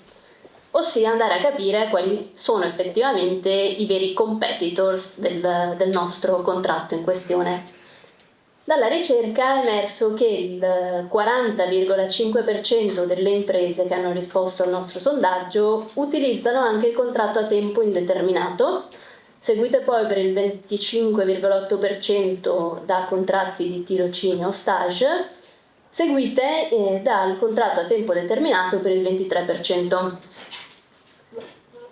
Altro dato per me estremamente interessante è quel 10,1% che equivale alle aziende che hanno dichiarato di utilizzare solamente il contratto di apprendistato per l'assunzione dei giovani lavoratori.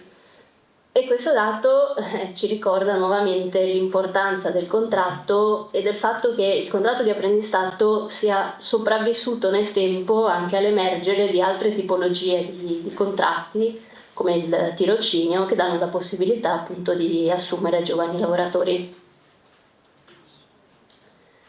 Passando invece agli aspetti più strettamente qualitativi, ci siamo poi chiesti quali siano davvero i motivi della scelta di utilizzo del contratto di apprendistato. E ne è emerso che al primo posto gli imprenditori hanno dichiarato ho scelto di utilizzare il contratto di apprendistato per qualificare e formare dipendenti con competenze adeguate alle necessità di impresa. Solo al secondo posto la scelta è stata: ho scelto di utilizzare il contratto di apprendistato per gli incentivi economici e retributivi associati a questa tipologia contrattuale. Quindi la parte economica è sicuramente un fatto importante per le nostre imprese, però ecco, non è stata la risposta primis che ci hanno dato, ma appunto l'aspetto della formazione e della qualifica del ragazzo emergono come aspetti assolutamente positivi. Solo in piccola parte gli imprenditori hanno anche dichiarato: ho scelto di utilizzare il contratto di apprendistato anche per rafforzare la collaborazione con le scuole o gli enti di formazione. Ulteriore aspetto su cui siamo andati a indagare è quali sono gli aspetti che l'imprenditore valuta nell'assumere un apprendista.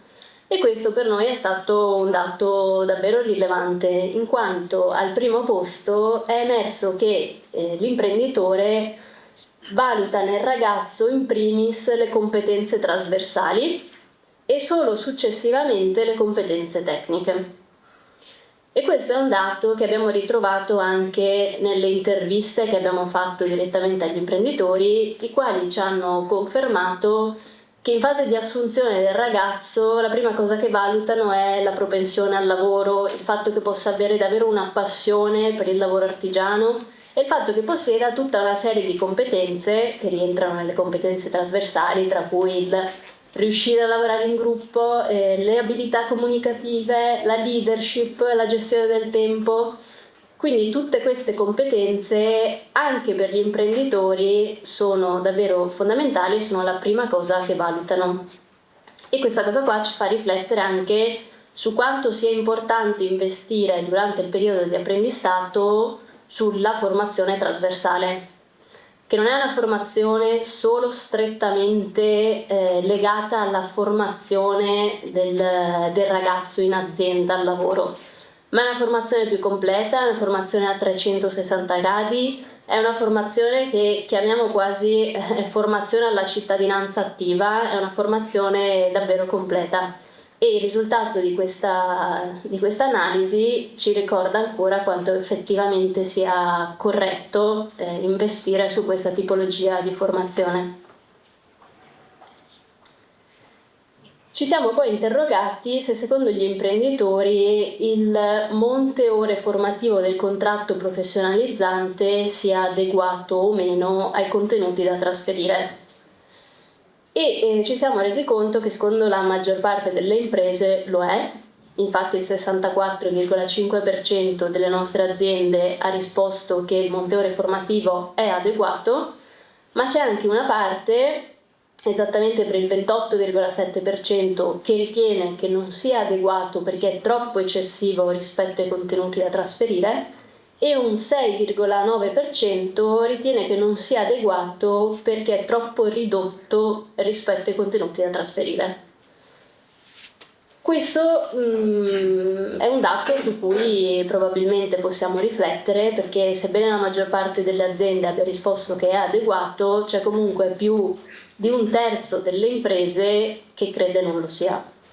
Questo probabilmente è anche dovuto al fatto che all'interno dell'artigianato vi siano diverse tipologie di mansioni per cui sia necessario più o meno tempo per l'apprendimento del mestiere stesso.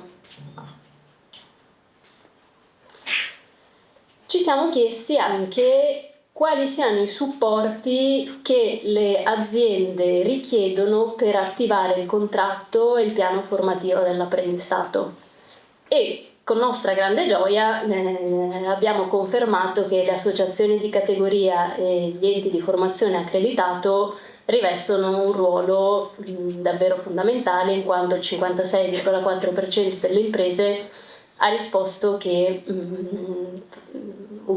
chiede il supporto appunto a queste associazioni ed enti, seguite il 22,1% dalle società di consulenza, dai centri per l'impiego, dalle scuole, dalle università e dall'agenzia interinale. Infine, per questa parte a livello qualitativo, ci siamo chiesti se le nostre imprese siano davvero a conoscenza delle misure agevolative che sono presenti nel contratto di apprendistato. E anche questo penso sia un dato su cui davvero dovremmo riflettere, perché da una parte è un dato positivo, nel senso che il 67,1% delle nostre imprese ha affermato di conoscere le misure agevolative previste, ma un 32,9% ha dichiarato di non esserlo.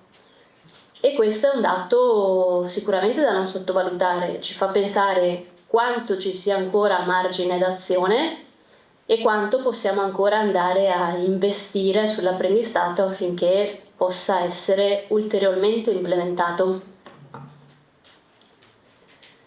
Ecco, oltre alla parte del questionario, il nostro ufficio studi ha elaborato anche una serie di dati che sono stati appunto elaborati sulla base delle retribuzioni e dei contratti che ci sono stati forniti dalle nostre associazioni provinciali, per darci un po' uno spaccato della distribuzione percentuale degli apprendisti suddivisa per genere e per classe d'età.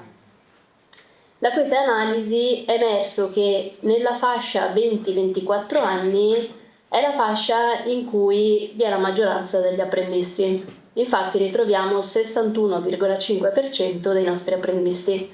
È seguita successivamente, come potete vedere, dalla fascia successiva, 25-29 anni, per il 25,3%. La differenza di genere è soprattutto marcata nella fascia 20-24 anni, dove troviamo che il genere maschile è il doppio di quello femminile, per un 41,1% contro un 20,4%, mentre per quanto riguarda le altre fasce d'età questa differenza tende più ad assottigliarsi. Il totale comunque che poi ritroviamo individua un 64,2% per il genere maschile contro un 35,8% per il genere femminile.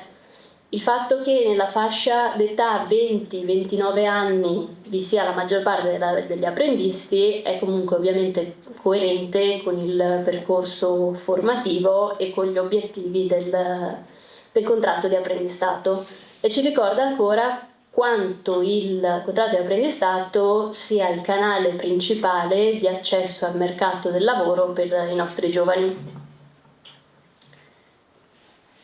Oltre alla suddivisione per genere ed età, il nostro ufficio studi ha elaborato anche poi le retribuzioni mensili medie lorde dei nostri apprendisti, sempre sulla base dei dati che ci sono stati forniti dalle associazioni provinciali. Da questi dati emerge come il totale medio è pari a 1.328,2 euro lordi, ma il dato su cui penso davvero dovremmo riflettere è quello dato femminile contro il dato delle retribuzioni maschili, dove troviamo un gap di 197 euro che equivale a quasi il più 14% per il genere maschile. Ecco, questo è un dato che personalmente mi ha fatto molto pensare, perché se anche nel contratto di apprendistato troviamo una differenza salariale di genere così elevata, nell'ottica di contrastare concretamente il gender pay gap, penso davvero che le parti sociali e le istituzioni dovrebbero porre la loro attenzione su questo dato e portare avanti delle politiche mirate. Infine, in quest'ultima slide abbiamo riportato il lavoro che è stato fatto per calcolare la durata media degli apprendisti nell'artigianato veneto. Quindi abbiamo preso un campione proveniente sempre dalle associazioni provinciali di apprendisti che sono stati assunti con contratto di apprendistato nel 2019. Da questi contratti siamo andati a calcolare poi la durata media in mesi, che abbiamo ritrovato in 31 mesi, e questo è un dato che porta all'interno sia gli apprendistati cessati prima del termine, cui la scadenza, la durata media è chiaramente inferiore, sia gli apprendistati che sono giunti al termine. Abbiamo poi potuto confermare anche noi il dato che vi ha portato prima Veneto Lavoro, ossia che il 70% di questi apprendistati non giunge a termine. Ecco, è vero, come detto precedentemente, che c'è una parte che è dovuta al fatto che l'apprendista scelga di dare le dimissioni. Abbiamo però constatato che vi sia anche un'altra buona parte che dipende dal fatto che l'apprendista venga qualificato prima della scadenza del contratto da parte dell'imprenditore e quindi il contratto venga trasformato in contratto a tempo indeterminato prima che il contratto di apprendistato arrivi a scadenza. Ecco, questi sono solo alcuni dei dati che abbiamo elaborato. Per un'analisi un po' più approfondita vi rimando alla ricerca integrale che, come già detto, potete scaricare da molteplici parti. Vi ringrazio per l'attenzione, ringrazio soprattutto Veneto Lavoro per il grande lavoro fatto assieme e mi auguro davvero che i risultati di questa analisi possano aiutare ed essere di supporto a delle politiche strategiche per l'apprendistato che siano ancora più efficaci. Grazie.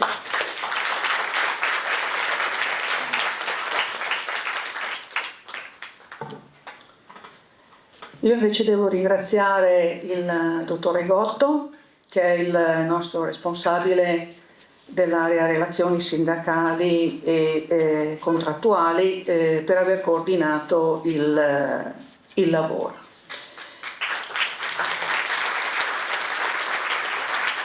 Allora, a me il compito di evidenziare o di sottolineare alcune delle suggestioni che sono emerse anche dal video che abbiamo visto, e ho colto anche che insomma è stato apprezzato, consapevoli comunque che i numeri, i dati che noi abbiamo ascoltato oggi, va bene, sono degli strumenti fondamentali, e lo dico perché ho qui di fronte il legislatore, per adottare politiche sempre più efficaci. Sappiamo comunque, perché l'hanno detto a più riprese i relatori, che dell'apprendistato noi abbiamo visto che è una materia che nell'arco dei 30 anni ha subito tutta una serie di riforme.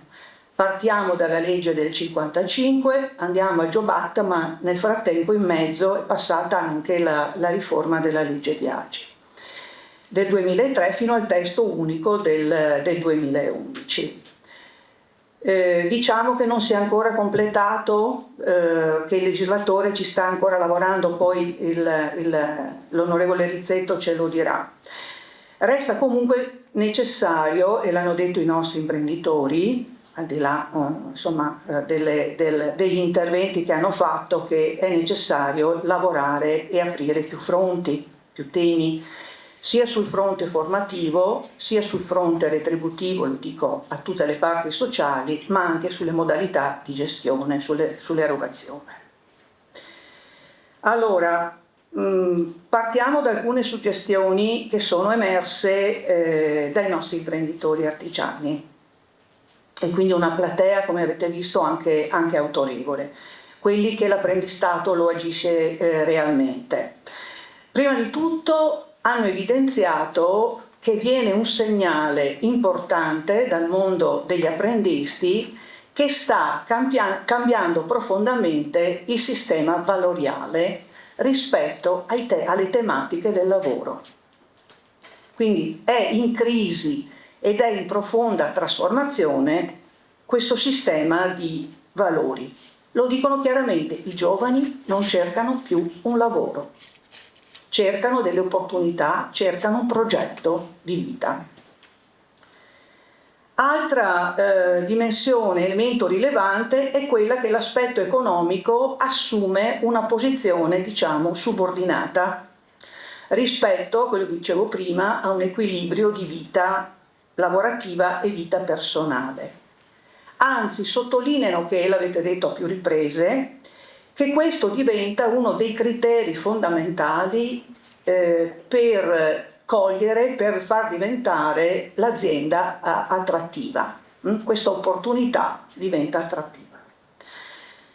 Su questo c'è un consenso unanime che la pandemia, il Covid-19, abbia agito da acceleratore rispetto a queste tematiche, anche se erano tendenze che già noi avevamo monitorato e erano comunque tendenze latenti. Un altro elemento che sottolineano, l'ha ripreso a più voci, è stato questo, che è in atto nel mondo dell'impresa artigianale, lo dice sempre anche il mio presidente Boschetto, una profonda trasformazione culturale che va ad incidere nelle imprese artigiane, sui modelli organizzativi, lo ha detto anche la Presidente di Verona, che l'organizzazione è richiesto che l'organizzazione sia sempre più adattiva e inclusiva, rispetto a dei modelli organizzativi che noi avevamo, no, sperimentato negli anni. Che cosa chiedono poi sulla parte che riguarda la formazione? Gli imprenditori chiedono comunque di mantenere un'offerta formativa trasversale e integrata. Non può essere né monotematica né parcellizzata, ma deve essere, come diciamo noi, anche con i colleghi sempre, parliamo di una formazione che è necessario di aprire scenari di formazione permanente, non continua, permanente. La richiesta che fa poi l'ingegner Piero Bon dice: è necessario integrare la formazione sempre di più, quella teorica e quella pratica, va bene? Noi aggiungiamo quella interna e quella esterna, qualcuno parla di filiere, perché i nostri imprenditori rivendicano una corresponsabilità educativa rispetto agli apprendisti. Anzi, diciamo di più, l'imprenditore rivendica, e noi lo stiamo vedendo, ne abbiamo parlato tante volte anche con Tiziano Barone, una funzione pedagogica. Naturalmente vanno preparati su questo fronte. Altra cosa importante, interessante, che gli apprendisti, l'ha detto Beatrice, portano con sé un potenziale enorme di innovazione che va coltivata, che va mantenuta, anche per non vanificare poi la portata e il valore formativo che l'impresa, no, si dà nel tempo. Ultimo passaggio, doveroso sul tema, sulla dimensione retributiva e sulla competizione, che io ho visto tutti i video che c'è, rispetto al mondo industriale. È vero che questo può diventare un motivo di perdita di forza di lavoro, ma non dimentichiamo che l'apprendistato costituisce, proprio perché è un mondo di relazione, anche una fucina per la nascita di nuove imprese, la cosiddetta gemmazione che tu hai riportato. Un dato importantissimo, il fatto che a distanza di 12 anni, ci dicono, ne avevo già parlato anche con la professoressa D'Agostino, sono circa, dopo 12 anni, sono circa il 10% le aziende, chiamiamole figlie, va bene, nate da ex apprendisti. Il 78% è ancora attivo dei giovani apprendisti nel mercato del lavoro e l'8%, che può sembrare un dato basso, contenuto, lavora nella stessa azienda di assunzione. Io lo vedo come, è una opinione mia personale, è il tema della mobilità, no? Allora, il tema della mobilità nel mercato del lavoro è un dato reale, è un dato che esiste, ma è anche un tratto distintivo del mercato del lavoro, giusto? Ed è anche un tratto distintivo dei giovani, quello di cambiare lavoro più volte. Allora, investire sull'apprendistato significa dedicare risorse, come dicevo prima con il direttore Menin, non solo in termini economici, gli investimenti si fanno con molte altre cose. Però devo sottolineare, mi dispiace doverlo dire, che i trasferimenti alle regioni da parte del Ministero in 10 anni si sono notevolmente ridotti, esatto, da 100 milioni del 2013 ai 15 milioni del 2024. A fronte della riduzione delle risorse e quindi a un decremento consistente del numero anche di apprendisti, diciamolo soprattutto a nord-est, abbiamo qualche dubbio sulla tenuta giuridica ed è giusto che ci preoccupiamo, visto che stiamo investendo, oggi è una giornata di investimento importante, sulla tenuta giuridica del contratto, oltre che sulla sua dimensione genuinamente formativa. Ci permettiamo di insistere però sulle risorse, poi non lo diremo più. Se si riducono i finanziamenti nazionali, dobbiamo individuare altre fonti di finanziamento.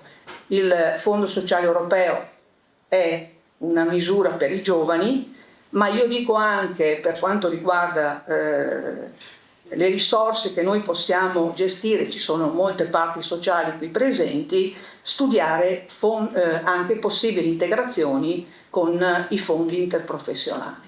Perché no? Finora non sono mai stati utilizzati. L'apprendistato resta quello professionalizzante, 98% utilizzato, insomma, è quello professionalizzante, è quello che caratterizza l'apprendistato. Ho sentito prima citare anche la scarsa attrattività, non che sia una cosa buona, però dell'apprendistato duale. Aggiungo anche dell'apprendistato in alta formazione. Elena è un esempio, no? La Confartigianato ha investito su un apprendistato in alta formazione, una ragazza che sta facendo un dottorato di ricerca, ma io dico, quante sono le imprese che potrebbero utilizzare questo strumento assolutamente, anche per le lauree triennali, lo dico. Restando sul duale, diciamo, noi ci crediamo perché è stato citato l'accordo interconfederale che abbiamo fatto come Veneto nel 25, ma ci chiediamo perché non riusciamo a farlo decollare. Ho sentito parlare poi anche della qualità, garantire la qualità. È stato citato il Consiglio europeo, le raccomandazioni dell'ILO. Gli apprendisti di qualità richiedono anche però robusti investimenti di formazione. Non può esserci apprendistato senza questo. A fronte poi di un investimento significativo e robusto, come ho detto, della formazione, non è rinviabile anche una riflessione sui contenuti e sulle modalità di erogazione dell'offerta formativa. Anche perché noi del Nord-Est la formazione, l'apprendistato la facciamo veramente. E quindi è necessario rivedere, a mio avviso, anche il documento approvato dalla conferenza Stato-Regioni su questo, perché noi abbiamo bisogno di erogare una formazione o dei percorsi formativi che siano in linea con i reali bisogni o fabbisogni delle persone e anche delle imprese. L'esigenza per l'apprendistato, lo dico al legislatore, necessita forse di un forte sistema, due cose, di education e di training, che sono due cose distinte. Perché noi dobbiamo dare risposte al mercato del lavoro. L'apprendistato era nato per portare i giovani a bottega, no? Mi pare questo contratto rischia però di diventare altro, va bene? Se la formazione, l'hanno citato più relatori oggi, non si coordina con la formazione professionale e con quella tecnica, con tutti quegli attori sociali. A me piace, devo dire, la legge Valditara sulle filiere formative, va bene? Perché potrebbe essere anche questo uno degli elementi che entra, va bene, in quel modello, le reti, i territori, gli attori sociali, le imprese del territorio, che sono diverse da territori e dei territori.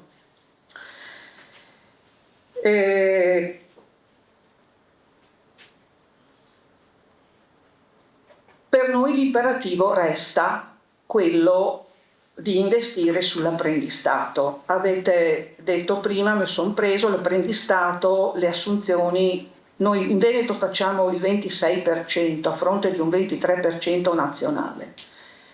ma non è un contratto a cui dobbiamo guardare, è una politica attiva a tutti gli effetti. Non è uno strumento incentivato o conveniente, ma è un sistema e deve essere vissuto come un sistema partecipato e plurale, proprio per le cose che abbiamo detto prima. Tra le principali cause di difficoltà occupazionali sono state indicate i settori STEM, le manifattura avanzata e digitale, registrano una carenza enorme di figure professionali. C'è un disallineamento tra domanda e offerta, ma diciamo anche che non è un'emergenza, è un qualcosa di ormai strutturale e che si acuirà proprio per i numeri che avete detto, col tema demografico. Che cosa sta facendo il legislatore? Beh, a livello nazionale si sta facendo l'ipotesi, e poi magari sentiremo qualcosa in più, anche per alzare i limiti di età. Allora io devo dire che qualche dubbio ci viene, sto parlando in termini sindacali, mi hanno pregato di dirla questa cosa, e c'è stata un'interrogazione parlamentare, mi pare, no? Il 20 febbraio con la ministra Calderone con le regioni. È vero che altri paesi, in particolare l'Inghilterra e la Francia, hanno fatto questo tipo di intervento. Però è necessario evidenziare che stiamo attenti a non sovrapporre genericamente percorsi di formazione per ragazzi svantaggiati o per giovani che entrano nel mercato del lavoro e per figure invece che per una serie di motivi escono dal mercato del lavoro. C'è un tema retributivo, è stato sottolineato. Noi abbiamo qualche dubbio, ma siamo disposti a parlarne se siamo invitati al tavolo, ed è molto importante che questo avvenga, perché sul tema dell'innalzamento dobbiamo fare delle riflessioni importanti. Ecco, vorrei dire perché è importante che come parti sociali, dico Confartigianato, ma tutto il mondo dell'artigianato, appartiene l'apprendistato alla storia delle politiche, e non dimentichiamo che è importante esserci anche perché la regolamentazione è rimessa alla contrattazione collettiva e noi questo siamo. Mi avvio alla conclusione. Ci sono delle cose interessanti in Europa, l'esperienza del Regno Unito, che potrebbe essere anche mutuata anche nella nostra regione o nelle regioni. È stata creata una infrastruttura, l'abbiamo vista prima, che si chiama Apprendistato Service, è un canale televisivo. Il Guardia, che è un giornale popolare, va bene, ha aperto, dedica dei canali YouTube dove ci sono apprendisti e imprese che raccontano le proprie. Quindi anche questo ci insegnano che la comunicazione è importante, anche questo può essere uno strumento. Che cosa faremo? E su questo avvieremo la procedura per aderire anche noi come sistema Confartigianato, ci sono già le regioni, all'Alleanza Europea per l'Apprendistato, ci ha dato delle suggestioni interessanti su questo. È una piattaforma multilaterale vocata a promuovere l'apprendistato, a favorire la mobilità degli apprendisti, perché questo è, consapevoli che l'apprendistato comunque è un canale privilegiato per l'accesso al mondo del lavoro, ma anche uno strumento importante per far conseguire ai giovani un titolo di studio, in un momento in cui la povertà educativa deve portare a delle riflessioni. Grazie.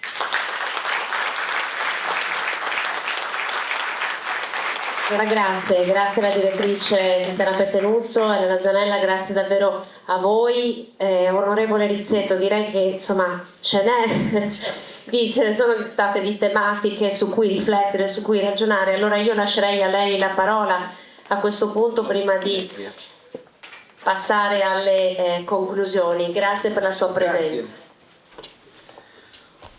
Dunque, grazie. Diciamo che, come spesso accade, uno si fa un po' un'idea rispetto a quello che fondamentalmente vuole dire di fronte ad una platea così qualificata, grazie al Presidente Boschetto, al Dottor Rigotto, grazie per gli interventi che si sono susseguiti. Io ho cercato di ascoltarli quelli tutti al netto, e mi scuserete di un paio di volte che sono dovuto uscire per delle telefonate o per una chiacchierata breve con l'assessore. Grazie al Dottor Barone, grazie, e ho ascoltato con grande attenzione gli ultimi due interventi della dottoressa Pettenuzzo e della dottoressa Zanella. Avete messo molta carne al fuoco, e questo penso sia di fondamentale importanza per quanto riguarda un legislatore che, al netto delle bandiere politiche, entra in scena, guarda, verifica, cerca di capire quello che evidentemente ci potrebbe essere da cambiare in meglio rispetto a tutta questa filiera, e cerca fondamentalmente di ascoltare e di discutere prima di fare dei passaggi normativi. Quello che fondamentalmente io ho capito in questi 13 anni, laddove frequento la Camera dei Deputati a Roma, prima da vicepresidente della Commissione Lavoro, poi da capogruppo in Commissione Lavoro, oggi da presidente della Commissione Lavoro Pubblico e Privato alla Camera dei Deputati, è che la politica, quando va a normare senza prima ascoltare, molto spesso sbaglia. E quindi, al netto delle idee che possono essere anche, voglio dire, o delle sfumature che possono essere anche differenti laddove applicare una seria interlocuzione, io ho voluto essere qui stamattina proprio per ascoltare il più possibile ed anche eventualmente per poter proseguire questo tipo di ragionamenti. Mi è piaciuto molto, e me lo sono segnato, mi sono preso un bel po' di appunti per quanto possibile, mi è piaciuto molto, e devo farvi i complimenti rispetto alle testimonianze video che si sono viste, perché poi noi possiamo parlare, parlo per me in questo caso, di sistemi politici altisonanti, ma se poi non andiamo al pratico del problema o delle opportunità da poter porre e suggerire, non abbiamo capito niente, restiamo, voglio dire, scritti sui libri, ma poi evidentemente non riusciremo a fare qualcosa. Io, considerate che compio 50 anni fra qualche giorno, sino al 2013 ho avuto un'esperienza aziendale con altri soci, so quanto all'interno di un'azienda, più o meno piccola o grande, possono essere offensivi i cambiamenti in termini di regole di ingaggio che mutano continuamente. La dottoressa Pettenuzzo prima ricordava, tutto il tema dell'apprendistato è stato normato, è stato ribadito più volte, legge Biagi, il decreto lavoro, Jobs Act, e quindi molto spesso si è cambiato. Dico subito una prima cosa: secondo me oggi non abbiamo bisogno di riscrivere completamente la norma, abbiamo invece bisogno di mettere le mani in questo cruscotto e porre alcuni correttivi. In primis, per non dare, voglio dire, il dispiacere alle aziende rispetto al fatto che potremo cambiare nuovamente e radicalmente a 360 gradi le regole di ingaggio, ma alcuni correttivi secondo me sono assolutamente necessari, già preannunciati in seno, e non soltanto in seno all'interrogazione parlamentare che è stata fatta qualche mese fa, a cui il Ministro del Lavoro Marina Calderone ha risposto e ha già iniziato a dire qualcosa, ma poi anche, voglio dire, in seno alle commissioni parlamentari che si occupano di questo, e la Commissione Lavoro si occuperà a breve di questo. Mi è piaciuto molto, dicevo, all'interno dei video, in seno ai video che avete fatto, di un'imprenditrice che, me lo sono segnato, ha detto: l'apprendista non fa quasi mai quello che gli dici, ma cerca le vie per raggiungere il risultato. E vedete che questa cosa qui è illuminante, nel senso che molto spesso ci siamo fidati poco l'un l'altro, in una logica azienda dipendente, azienda voglio dire apprendista, anche di poca fiducia. L'altra persona che parlava diceva una cosa altrettanto importante: dobbiamo concedere del tempo agli apprendisti per poter imparare, invece quasi sempre da lavorare. da andare avanti con l'orologio. Concediamo il tempo e alla fine di questo mio intervento cercherò di perfezionare questo concetto. Ma non possiamo prescindere rispetto a tutto quello che abbiamo sentito e a quanto state svolgendo quotidianamente e anche oggi, Presidente Boschetto, rispetto ad un altro tema, e lei l'ha evidenziato, non soltanto lei l'ha evidenziato, l'hanno evidenziato coloro che offrono i posti di lavoro, coloro che creano i posti di lavoro, ovvero che, e lei ha parlato di sistema valoriale, io vado al fianco di questa, voglio dire, di quello che etimologicamente è un sistema valoriale, e cerco di riportarvi il fatto che ho notato, e stiamo notando quotidianamente di ora in ora, che il mercato del lavoro è cambiato radicalmente, è cambiato velocemente e cambierà ancora molto radicalmente e molto velocemente. Giusto, la pandemia, una drammatica pandemia, non avevamo bisogno di una pandemia per poter immaginare ed annusare l'aria rispetto al fatto che sarebbe cambiato, ma una drammatica pandemia è stato un acceleratore notevole di cambiamenti rispetto al mercato del lavoro. Sino a 10 anni fa, 15 anni fa, non parlavamo di smart working, ma parlavamo di telelavoro, sono due cose diverse. Sino a qualche anno fa non parlavamo di conciliazione vita-lavoro, work-life balance, oggi se ne parla in seno ad ogni colloquio di lavoro.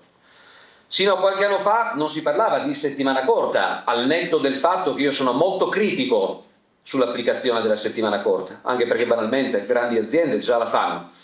Il tema è molto difficile per altre aziende e in altri settori. Ci sono dei settori laddove la settimana corta obiettivamente non si può fare. E voi mi insegnate che la settimana corta, oggi celebrata da grandi aziende, il cui bilancio può permettere loro di applicare la settimana corta, molto spesso passa attraverso, voglio dire, una sorta di negoziazione con gli stessi dipendenti che cedono quota dei loro permessi per poter ottenere la settimana corta. Ci sono dei casi in cui la produttività aumenta, ci sono dei casi laddove invece si torna indietro. Però attenzione alla settimana corta.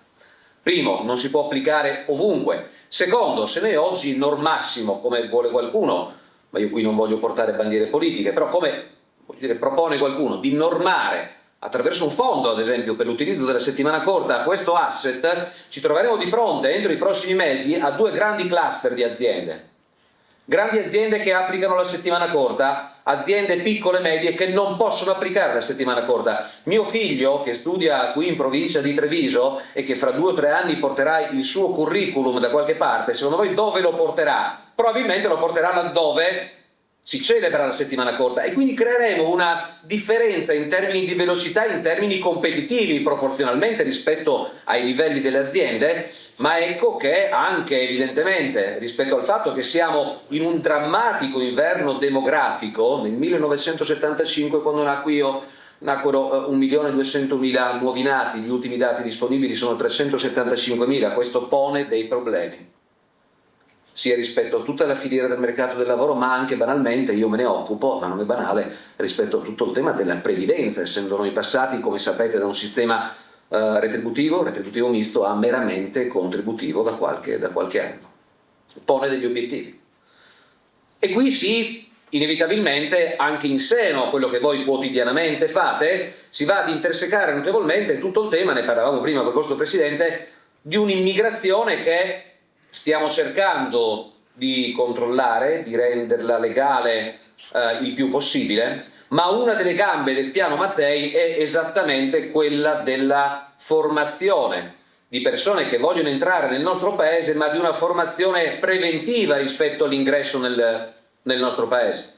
Quindi stiamo dialogando, triangolando anche con grandi, voglio dire, organizzazioni rispetto al fatto che ci deve essere fatta una formazione in loco, laddove queste persone, voglio dire, da dove partono fondamentalmente, molto spesso preda di organizzazioni criminali, ma che quantomeno alcune regole di ingaggio, la lingua, qualche mese di formazione prima dell'approdo del nostro paese ci debbono essere, per poi essere chiaramente allocati nel più breve tempo possibile in quella che è la nostra filiera lavorativa, sociale, economica. Il decreto flussi ha stabilizzato tra i 75 e gli 85.000 persone. Soltanto le aziende del nord-est ne hanno chiesti esattamente 4 o 5 volte tanto questi numeri, quindi c'è evidentemente un bisogno. Ed è anche vero che nel nostro paese ad oggi esistono circa 1,5 milioni, 1.600.000 posizioni di lavoro non coperte, poiché le aziende possono offrire un posto di lavoro, Anche aziende, voglio dire, no, io non parlo in questo caso di aziende altisonanti o di aziende con 2.500-3.000 dipendenti, parlo di aziende del nostro territorio, parlo dell'87% delle nostre aziende italiane che sono formate mediamente da meno di 15, 9 dipendenti, 10, 12 di media. Offrono un posto di lavoro, molto spesso non si trovano nelle condizioni per poter favorire questo posto di lavoro perché dall'altra parte manca effettivamente quella che è una formazione di base trasversale, integrata, importante, che possa permettere a queste persone di coprire quel posto di lavoro. Tant'è vero che abbiamo dovuto correre, tra virgolette, ai ripari rispetto al fatto che con l'attivazione della piattaforma SISL noi lì dentro ci abbiamo messo anche tutto l'asset della formazione, per cui sino a un anno fa si prendevano sino a 350 euro al mese per fare formazione, oggi sono aumentati a 500 euro al mese per poter fare formazione. Però il mercato del lavoro è talmente tanto cambiato che, scherzando, ma neanche tanto, quando io a 20 anni andavo a chiedere un posto di lavoro e celebravo un colloquio di lavoro, era il datore di lavoro che mi diceva ti farò sapere. Oggi è il contrario. Oggi sono i candidati che dicono al datore di lavoro ti farò sapere. Se applichi lo smart working. Ho parlato qualche settimana fa con un grandissimo amministratore delegato di un'azienda, voglio dire, veneta e pesante, ha circa 240.000 dipendenti del mondo. E questa persona è una dimensione, non è un benchmark di riferimento, voglio dire, però l'idea me la dà, nel senso mi dice noi negli Stati Uniti entro qualche tempo dovremo assumere altre 10-15.000 persone. I candidati, quando celebrano un colloquio di lavoro, se lo stesso esaminatore, risorse umane o chi per loro, non parla di smart working, almeno il 70%, se non sente questa parola d'ordine, si alza e se ne va senza chiederci del livello salariale dell'azienda.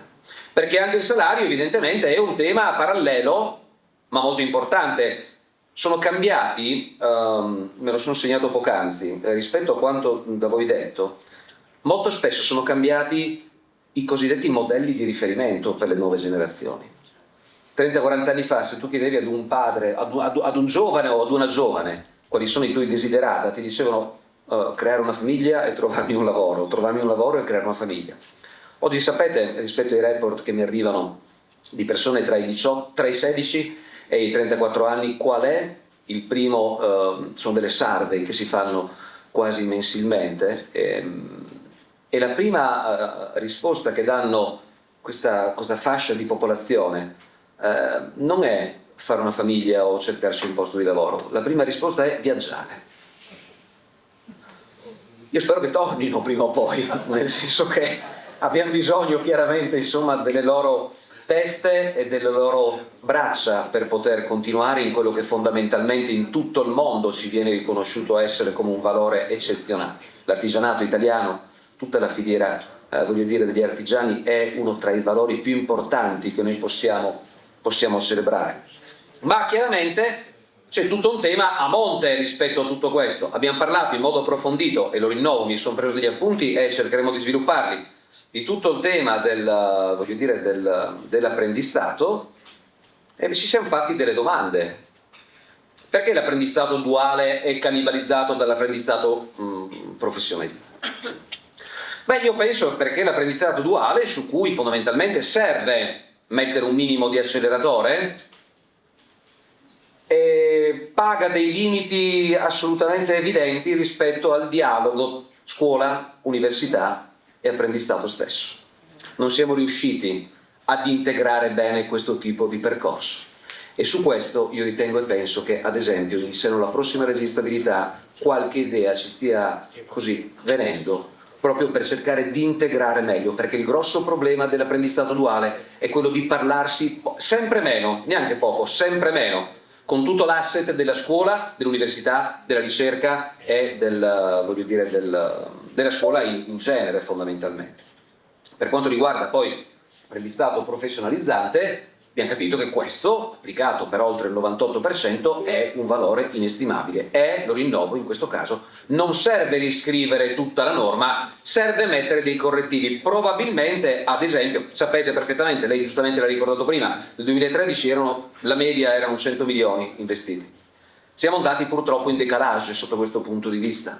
15 milioni in seno a tutto quello che fondamentalmente noi oggi applichiamo, il governo applica, l'esecutivo applica, la politica applica rispetto alla filiera, tra l'altro di tutte le tipologie dell'apprendistato, nel senso che i 15 milioni sono un po' suddivisi rispetto a tutte le tipologie dell'apprendistato, però ad esempio c'è anche la missione 5 del Piano Nazionale di Ripresa e Resilienza, che è una piccola mano sotto questo punto di vista, d'accordo con le regioni, l'ha data. Secondo me dovremmo andare a ampliare, quindi la prima cosa che io dico è parliamoci, perché ad esempio nelle prossime 2 leggi di stabilità, secondo me quel tipo di impostazione economica deve essere necessariamente ampliato. Non so di quanto, nel senso che io non sono solito fare promesse che non riesco a mantenere, ma quantomeno posso promettere l'impegno rispetto al fatto che più di qualche milione in più deve essere applicato, anche perché abbiamo capito perfettamente, effettivamente, che funziona. E quando una cosa funziona, effettivamente dobbiamo seguirla, anche sotto un mero punto di vista di filiera economica.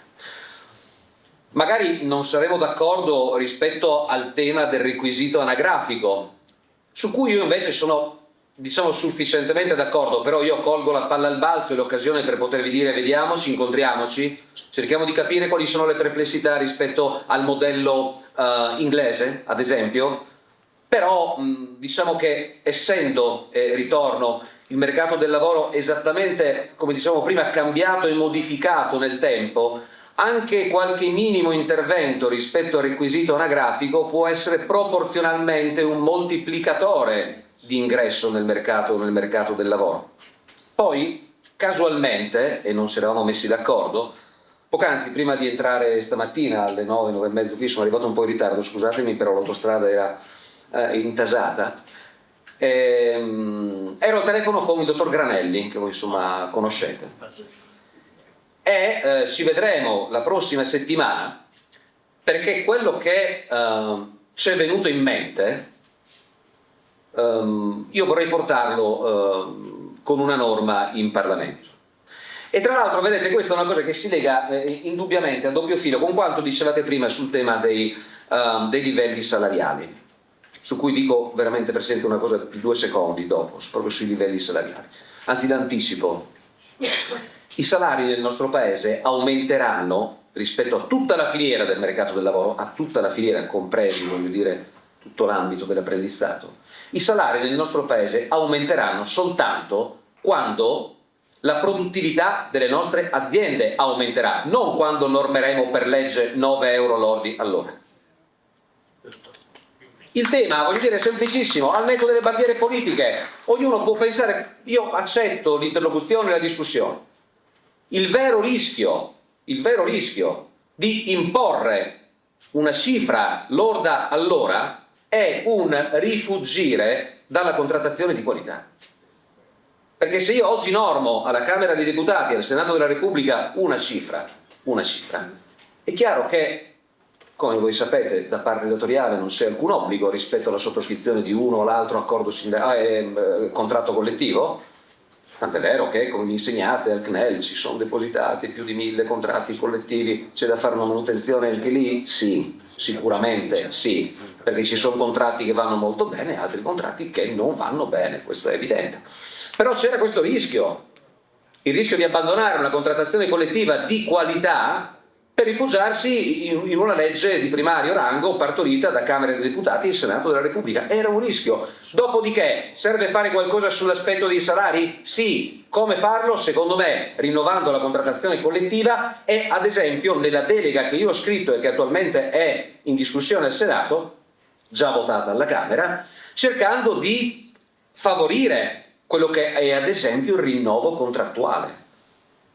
Secondo me non è giusto, è poco degno che in un paese, voglio dire, civile ci siano contratti che non vengono rinnovati da 5, 10, 12, 13 anni. E quindi serve mettere un incentivo al rinnovo contrattuale. Parliamo di incentivi economici? Non lo so. Parliamo di incentivi di un certo tipo per fare meglio le gare d'appalto? Non lo so. Qualcosa serve mettere per rinnovare tutto il tema della contrattazione collettiva e del rinnovo contrattuale. Dicevo, per tornare alla telefonata con il dottor Granelli, il tema salariale è inevitabilmente anche, tra l'altro, legato alla dimensione delle imprese artigiane. Lo dico forte e chiaro. Comprendo anche che potranno esserci delle persone che magari non sono d'accordo, ma forse non qui, non lo so. Io penso che dobbiamo andare a rivedere quello che è il limite dimensionale delle imprese artigiane. Se un artigiano è bravo, perché non può avere 100 dipendenti, 150 dipendenti? In Germania ci sono imprese artigiane che hanno 350, 400 dipendenti, quindi per me stop al livello dimensionale, 8, 18, 19. E questa roba qui, aumentando, voglio dire, tutto l'indotto di un'azienda artigiana, sicuramente andrà a far beneficiare anche tutta la filiera dei salari. E quindi con il dottor Granelli parleremo esattamente di questo. Sono un grande sostenitore della formazione e aggiungo, se posso, che la formazione, per quanto mi riguarda, a tutti i livelli deve essere una formazione continua, deve essere una formazione obbligatoria, deve essere una formazione certificata. La certificazione delle competenze anche durante e dopo un percorso di apprendistato è un must che la politica, in questo caso, non può lasciarsi sfuggire. Tant'è vero che fra qualche giorno, se la faccio, ma è un provvedimento, devo dire, molto difficile, forse tra i più difficili che abbiamo iniziato a scrivere, farò una proposta di legge sul tema del cosiddetto libretto del lavoro digitale. Il libretto del lavoro era un qualcosa che io, ventenne, andavo dopo le vendemmie a farmi sottoscrivere, no? Da qualche parte. Quindi il libretto del lavoro digitale significa che, certificato da sistemi di blockchain, la parte datoriale, l'artigiano, ma anche, voglio dire, chi può ricevere un posto di lavoro, ha in 1 millimetro, voglio dire, esploso poi in quello che potrebbe essere il cloud, però lo rinnovo, gestito da sistemi di blockchain, quindi certificazione secca, tutta quella che è la vita lavorativa di una persona, quelli che sono gli interessi, quelli che possono essere, voglio dire, i suoi desiderata, quello che è la certificazione delle sue competenze. E quando parlo di competenze non significa soltanto so utilizzare un tornio o so lavorare in catena di montaggio, competenze significa molto altro. E quindi questo, voglio dire, si potrebbe iniziare ad andare a fare, requisito anagrafico, il limite dei dipendenti, tutto il tema, tra l'altro, della cosiddetta partecipazione. Voi sapete che, al netto voglio dire, di quanto ci siamo raccontati in questi mesi, anche politicamente, secondo me è stato fatto un passaggio assieme a tutti. Non parlo di destra, sinistra, centro, parlo di tutto il Parlamento che ha celebrato un passaggio, ad esempio, sull'articolo 46 della nostra Carta Costituzionale, che andrà a beneficiare inevitabilmente anche aziende tra le più piccole. Il tema della partecipazione, l'articolo 46 della nostra Carta Costituzionale, mette assieme, non celebrato tra l'altro da oltre 70 anni, mette assieme due cose che per cui sino a qualche tempo fa si andava in piazza a scontrarsi: elevazione sociale dei lavoratori con esigenze di produzione. Quante volte le esigenze di produzione e l'elevazione sociale dei lavoratori si sono scontrati? Ad esempio la legge sulla partecipazione, con dei contributi per oltre 72 milioni in seno alla scorsa legge di stabilità per la formazione sulla partecipazione, può essere un tassello assolutamente importante. Ma non solo, c'è, voglio dire, tutto il tema, ad esempio, è veramente vitaccio, perché ce ne sarebbero, e ho appreso molto stamattina e quindi vi ringrazio, c'è tutto il tema, anche per quanto riguarda il vostro ambito, della sicurezza sui luoghi di lavoro. Tema imprescindibile, importantissimo in un paese laddove purtroppo muoiono ancora 3 persone al giorno sui luoghi di lavoro, laddove ci sono malattie professionali, laddove ci sono incidenti gravi sui luoghi di lavoro. Ed è con grande anche emozione, devo dire, e sono grato di annunciare anche qui, di fronte a questa bella platea, il passaggio che ha visto la mia proposta di legge votata sia alla Camera dei Deputati sia al Senato della Repubblica, ed è legge, quindi poi è stata pubblicata un paio di mesi fa, la proposta con cui io indico una tra le tante vie, che è quello dell'insegnamento della cultura della sicurezza da settembre di quest'anno in tutte le scuole di ogni ordine e grado. quindi agli studenti di questo paese si insegneranno i rudimenti della cultura della sicurezza. Anche previo l'istituto della testimonianza, per cui ho voluto autoemendare la mia proposta mettendo i testimonial nelle scuole, persone che grazie a Dio sono vive, ma che portano sulla propria pelle i segni indelebili, tristi, drammatici, pesanti di un incidente sul luogo di lavoro. Per platee di giovani studentesse e giovani studenti, dalle elementari in poi, sino alle scuole superiori, sarà molto più impattante ascoltare un'ora di racconto di una persona che ha subito un incidente sul luogo di lavoro che probabilmente leggere 3 libri sullo stesso tema. Chiudo. Qualcosa vi ho detto, nel senso che non è tutto in realtà, però ripeto, se e qualora voglio dire foste a disposizione la porta della Commissione Lavoro Pubblico e Privato alla Camera dei Deputati sono ovviamente aperti per questo tipo di interlocuzioni. Non so se dimentico qualcosa. È molto interessante, ecco, è molto interessante, e me ne sono preso buona nota. Ne parlava, mi pare, la dottoressa Zanella, che è là, eccola là. È molto interessante il tema della qualifica prima del termine, per evitare il disperdersi. E questa è una cosa su cui secondo me possiamo parlarci, perché qualificare, una volta raggiunto un determinato livello, qualificare prima del termine effettivamente potrebbe significare restare in quell'ambito. Quindi questo è un aspetto molto, secondo me, molto importante, come stiamo evidentemente cercando di approfondire e di implementare, ad esempio, tutto il tema degli ITS. Gli ITS sono un'infrastruttura di fondamentale importanza. In Veneto lo sappiamo, in Friuli Venezia Giulia lo sappiamo, come ad esempio c'è tutto il tema delle cosiddette materie STEM, ha fatto benissimo a ricordarle, considerato che ad oggi nel nostro paese si laureano meno del 28% dei ragazzi, meno del 14% si laureano in materie STEM, meno dell'8% sono le donne che si laureano in materie STEM, meno dello 0,5% sono i ragazzi che si laureano in materie ICT, che sono quelle per cui le aziende ti chiamano un anno prima della laurea per potersi inserire. Secondo me dobbiamo ampliare anche a livello normativo, ed è l'ultima cosa che dico, il tema della formazione in seno all'apprendistato, quindi migliorare il rapporto tra scuola, università, apprendistato, anche all'interno dell'apprendistato professionalizzante, cercare di capire come si può fare meglio la formazione sotto molti punti di vista a 360 gradi. Sì, benissimo, voglio dire, professionalizzare una persona e fargli capire come funziona un macchinario, come funziona quel tipo di impianto, eccetera, eccetera, ma una formazione prima, durante e dopo deve essere, come dicevo prima, fatta e continua. In un'epoca in cui stiamo sconvolgendo in modo anche virtuoso, secondo me, molte tra le nostre convinzioni. L'applicazione e l'avvento di digitalizzazione o di intelligenza artificiale, ancorché generativa, non andrà ad essere esclusiva di grandi aziende, ma anche e soprattutto andrà ad essere, voglio dire, utilizzata in seno ad aziende artigiane, a piccole e medie aziende. E se non c'è formazione sotto questo punto di vista, io penso che subiremo dei guai notevoli, perché mentre noi parliamo qui amabilmente per un paio d'ore, i sistemi di intelligenza artificiale generativa, laddove ho condotto 8 mesi di indagine conoscitiva alla Camera dei Deputati sui riflessi che l'intelligenza artificiale ha e avrà rispetto al mercato del lavoro, in queste 2 ore questi sistemi stanno incamerando miliardi di dati che fra qualche minuto, dopo essere processati, verranno riversati. Dobbiamo essere molto pronti sotto questo punto di vista. Ne va del nostro futuro del mercato del lavoro. Attenzione, perché l'intelligenza artificiale, l'epifania dell'intelligenza artificiale è un qualcosa di molto più impattante rispetto a quello che fu la rivoluzione industriale. Ogni salto tecnologico nella storia dell'umanità ha prodotto dei cambiamenti, questo sarà sconvolgente, cercando di mantenere sempre la nostra antropocentricità.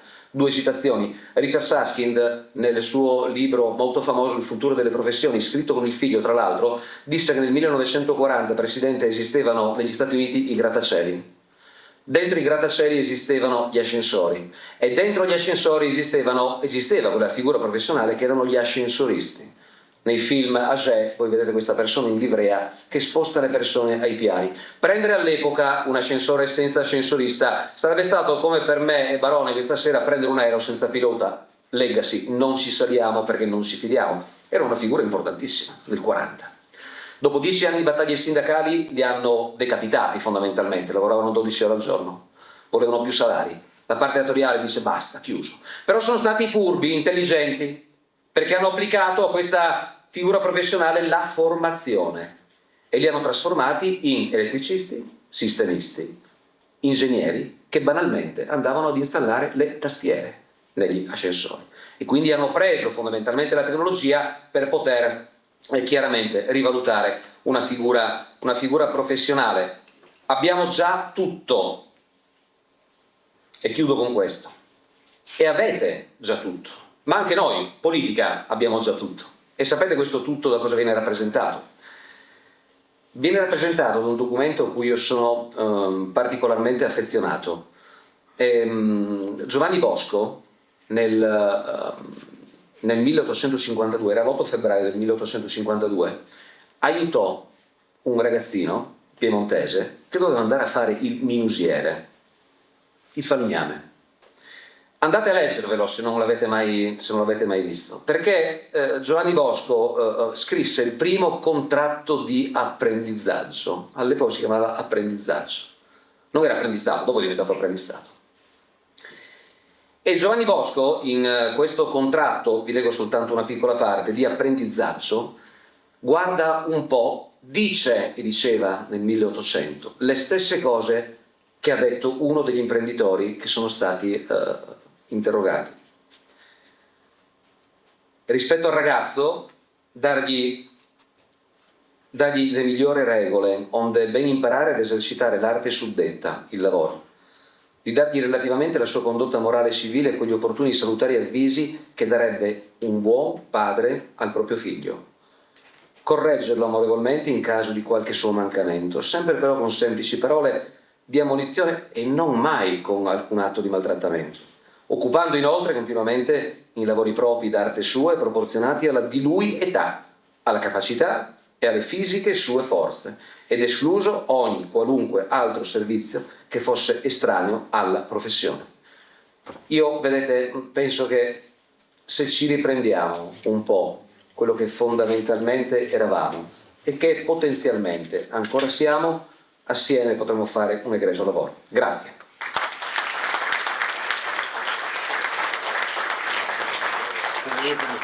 Grazie all'onorevole Walter Rizzetto, Presidente dell'11ª Commissione. Direi che c'è un totale allineamento su tantissimi temi e insomma si apre anche una buona stagione di dialogo, che è quello di cui c'è bisogno davvero in questo momento per mettere in collegamento tutti gli attori di questa partita, che è una partita importantissima. Allora siamo davvero alle battute finali. Presidente Roberto Boschetto, Confartigianato Imprese Veneto, a lei la chiusura di questa giornata importante di lavori. Grazie. Beh, innanzitutto grazie al Presidente Armando per l'ospitalità in questo posto veramente eccellente, ma soprattutto grazie a tutti voi, Tiziano Barone, il nostro segretario, in particolare all'onorevole Rizzetto, perché io penso che il contenuto della giornata di oggi rappresenti veramente il futuro, quello che è scritto, delle nostre imprese. Quello che ci accorgiamo ormai negli ultimi anni, ma per ultimi anni possiamo dire gli ultimi 2 o 3 anni, non chissà quanti, la trasformazione delle nostre imprese artigianali. C'è la chiusura delle partite IVA e le imprese artigiane, molte, crescono. Ecco che quindi c'è una traslazione di persone, ma soprattutto questa crescita crea quell'humus, quell'importanza che l'impresa artigiana ha oggi e avrà domani. Per far questo abbiamo bisogno di un aiuto e mettere insieme tutte quelle realtà, quelle prospettive che permettano alle imprese artigiane di continuare questo percorso, perché diventerà un percorso obbligatorio. O tu lo fai o chiudi, e questo diventerà fondamentale di un dialogo, lo si diceva prima, tra quello che è l'università, la scuola, il mondo della scuola, il mondo dell'impresa artigiana nel nostro caso e la politica. non si può scindere da questo dialogo obbligatorio, non più come era una volta consigliato, ma è obbligatorio, perché le esigenze ci metteranno a dire o riesco a farlo come imprenditore, e quando dico riesco a farlo devo avere la truppa dietro, perché senza truppa io posso essere un bravo imprenditore, ma oggi come oggi il nostro tipo di lavoro lo fai con una brava truppa, non lo fa con dei numeri, lo fai solamente con una brava truppa.